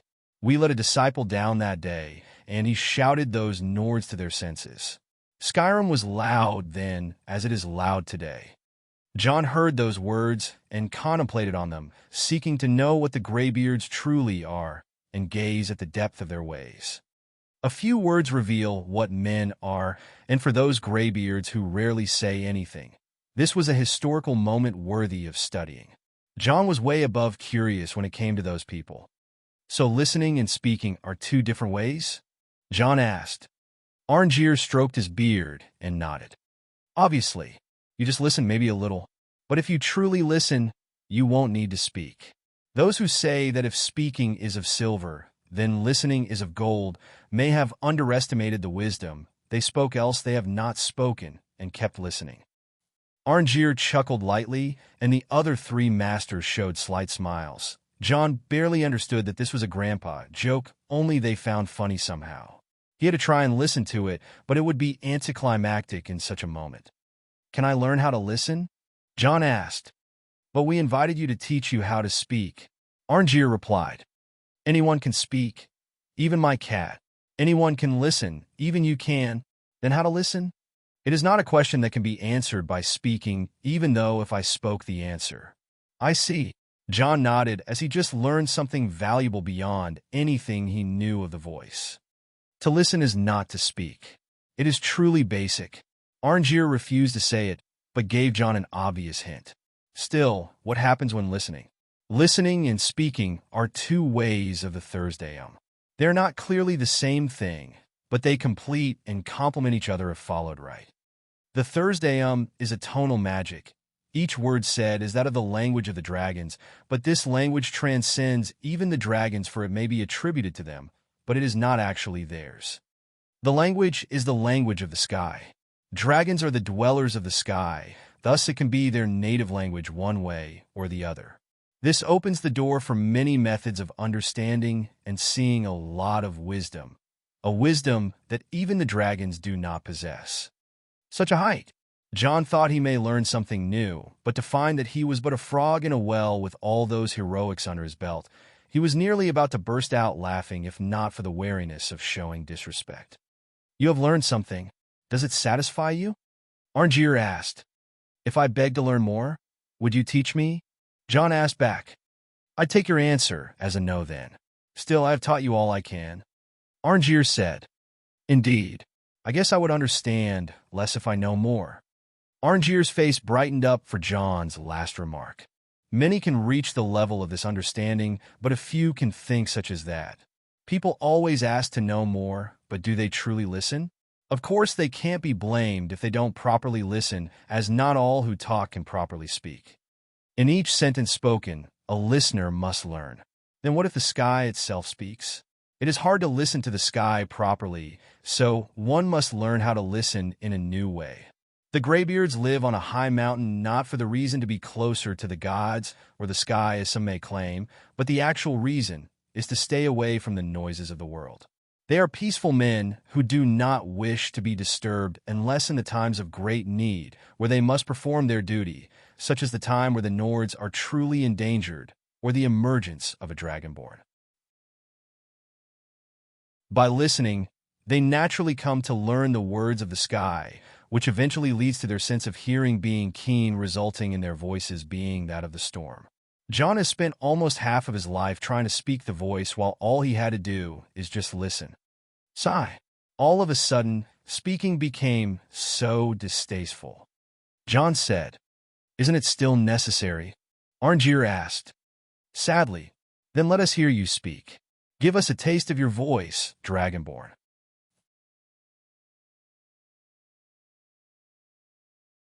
Chapter 537.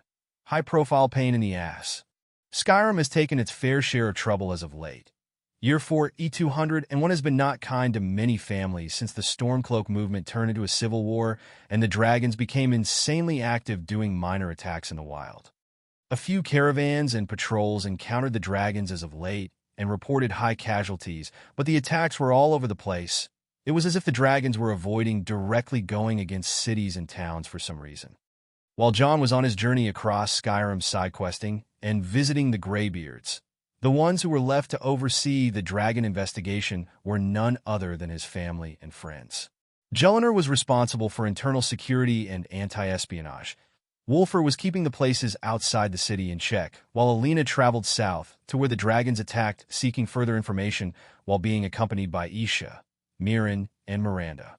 This lineup of Winterhold's finest was all it took to uncover parts of the situation of dragons. It became very clear after Alina was attacked 2 times by assassins after she visited the dragon attack sites and barely managed to capture one alive. Under her torturous gaze, the assassin spoke words that made no sense, such as masters, blood vengeance, and a certain Helmer. 3 pieces of information that meant absolutely nothing, but why would anyone associate themselves with the dragon attacks and try to ambush whoever comes there? Alina divined many ideas from the surroundings and from the souls of the dead, but things proved to be rather complicated with her coming across more questions than answers. For all we know, someone has been employed by the dragons to cover their tracks, Alina said in the family meeting during one night in the tower. Not many were present there other than the family senior members and John's trustworthy aides. Tormund Firemane seemed concerned more than usual with such news. He tried to remember anyone that may harbor such a foul intention to work with dragons, but in all his years, he never came across such a thing. Maybe like those dragon worshippers from olden times? Hilda asked. Let's not jump to conclusions, sister. Assuming there are still remnants from the old dragon cult is a bit far-fetched. Scotty denied the possibility. John also didn't assume such a thing may happen, but this doesn't mean it may not be true. Alina sided with Hilda's assumption. If a clan or 2 survived since the first age of dragons, and they had the dragon veneration in the heritage, this may make it possible. But that would make them older than any other clan. Older and more powerful than the oldest ones. It is just a possibility, but there can be any number of explanations. Maybe a clan that allied themselves with dragons or something along the lines. In the end, we can't really be sure about it. After this discussion and a couple more, the meeting couldn't reach a single decision about what to do other than waiting on the defense. Not a nice stance looking at how Winterhold does things, but the safest for the time being. Still, it was wise of them to point fingers towards the dragons since they are the most recent enemy to encounter. During this time, the news was heard about the Dragonborn gathering a warband and fighting pirates. Then a week after, the assault on Northwatch Keep. The ones who had to clean up the mess were the Dare Dragon Company, but judging by their dire relationship with the Thalmor, they only had to deny knowledge of the Dragonborn's actions and publicly implore him to follow the legal means in the times of war. The bullshit was wide and clear in the DDC's statement. It was nice to see Winterhold and the company back to their lawless behavior with the other powers, and despite the love-slash-hate relationships they are involved in with all the political and business forces, they were the ones that were sought out to interfere with many problems and solve all the big troublesome situations in Skyrim. It was safe to say that in politics and business, The company was doing all the side quests, which involve opening trade routes for neutral businesses and negotiating peace between the East and the West of Skyrim. Then the investment bank of Winterhold and the Dare Insurance were publicly open for business not long after John's departure to High Hrothgar. Traders who traveled between Winterhold and the other holds found a delicious chance in making insurance contracts with the company, while aspiring businessmen took loans to start partnerships even outside Winterhold. Slowly but smoothly, the company started expanding in the Pale and Eastmarch, even entering the cities of Dawnstar and Windhelm.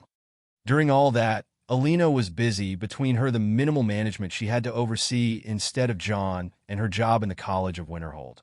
On one fateful day, the apprentice class of the newcomers was called for a lecture by the slow and tranquil Master Talfdir, and Alina was assigned as his assistant in that class. A notable number of students were present, as Talfdir was one of the most famous alteration masters in the magic community of Tamriel. In the notebook she carries, Alina kept a small parchment where John noted to her a series of events that he predicted to happen, and in a strange development, they were all unfolding today. Master Talfdir came up and started to mindlessly give a lecture on the primary practices of magic and the safety methods and magic usage, causing the class to get stirred up a little. Even though most of them are novices and apprentices, they were all hoping to start shooting magic around like fools. A certain dark elf girl from a Telvanni lineage, a boastful Khajiit with dangerous tendencies, and a large nervous Nord young man. The three were taking most of the attention and complained when Master Talfdir started talking about safety first. Eagerness must be tempered with caution, or else disaster is inevitable, Talfdir stated in front of the impatient apprentices. But we've only just arrived here. You've no idea what any of us are capable of. Why not give us a chance to show you what we can do?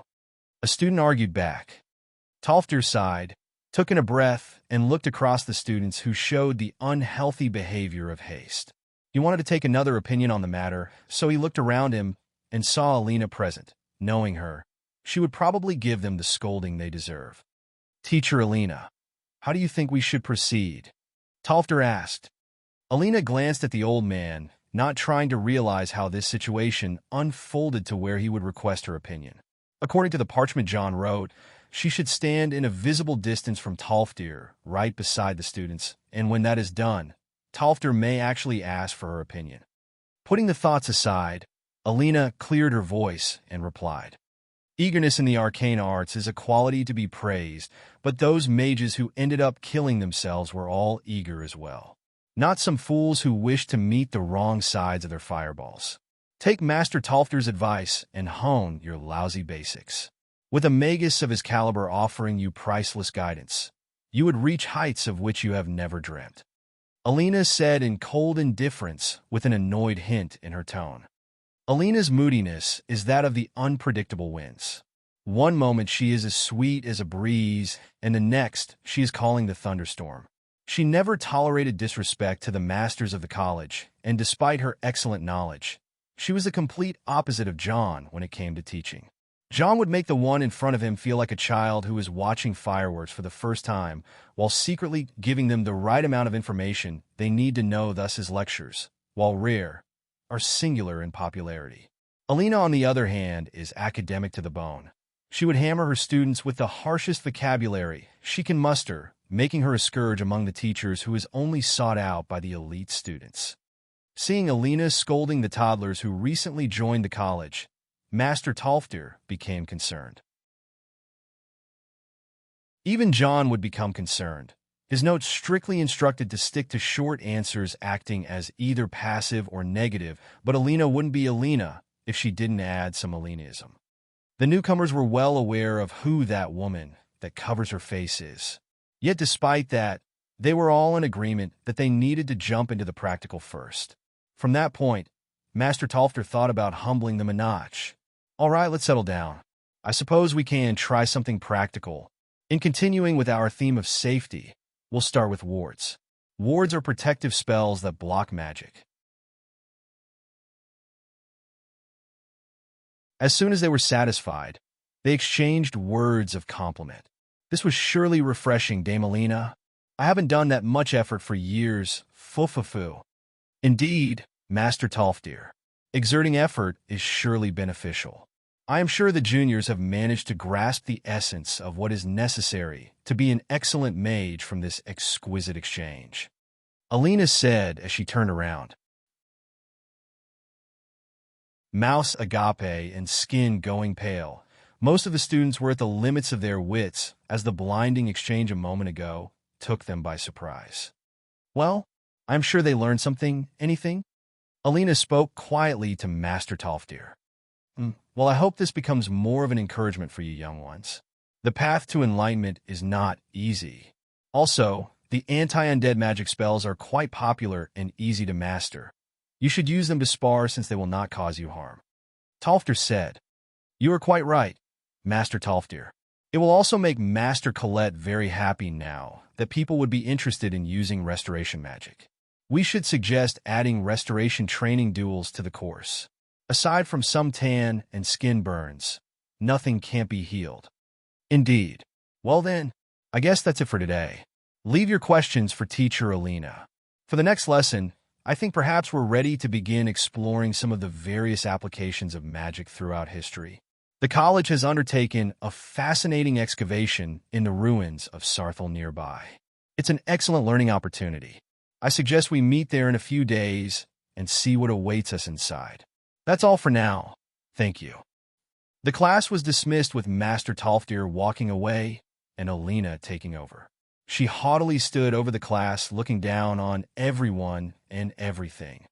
Understandably, the ruins of Sarthal are sacred Nordic grounds which would stir a lot of trouble from the locals if treated with disrespect, thus the attendance won't be mandatory. If any of you want to register for the historical excavation site, please write your names together in a parchment and pass them over to me. I would be staying inside the Mysticism Department office till the afternoon, but beyond that, I don't want any of you following me in the city. Questions? Good. Tolfdir may have perfectly dodged all the troublesome questions by passing them to Alina, whose personality is too nasty when it comes to dealing with apprentices. She wrapped it all in a minute and walked out of the class. Not many students dared to follow her for questions save for one curious Khajiit.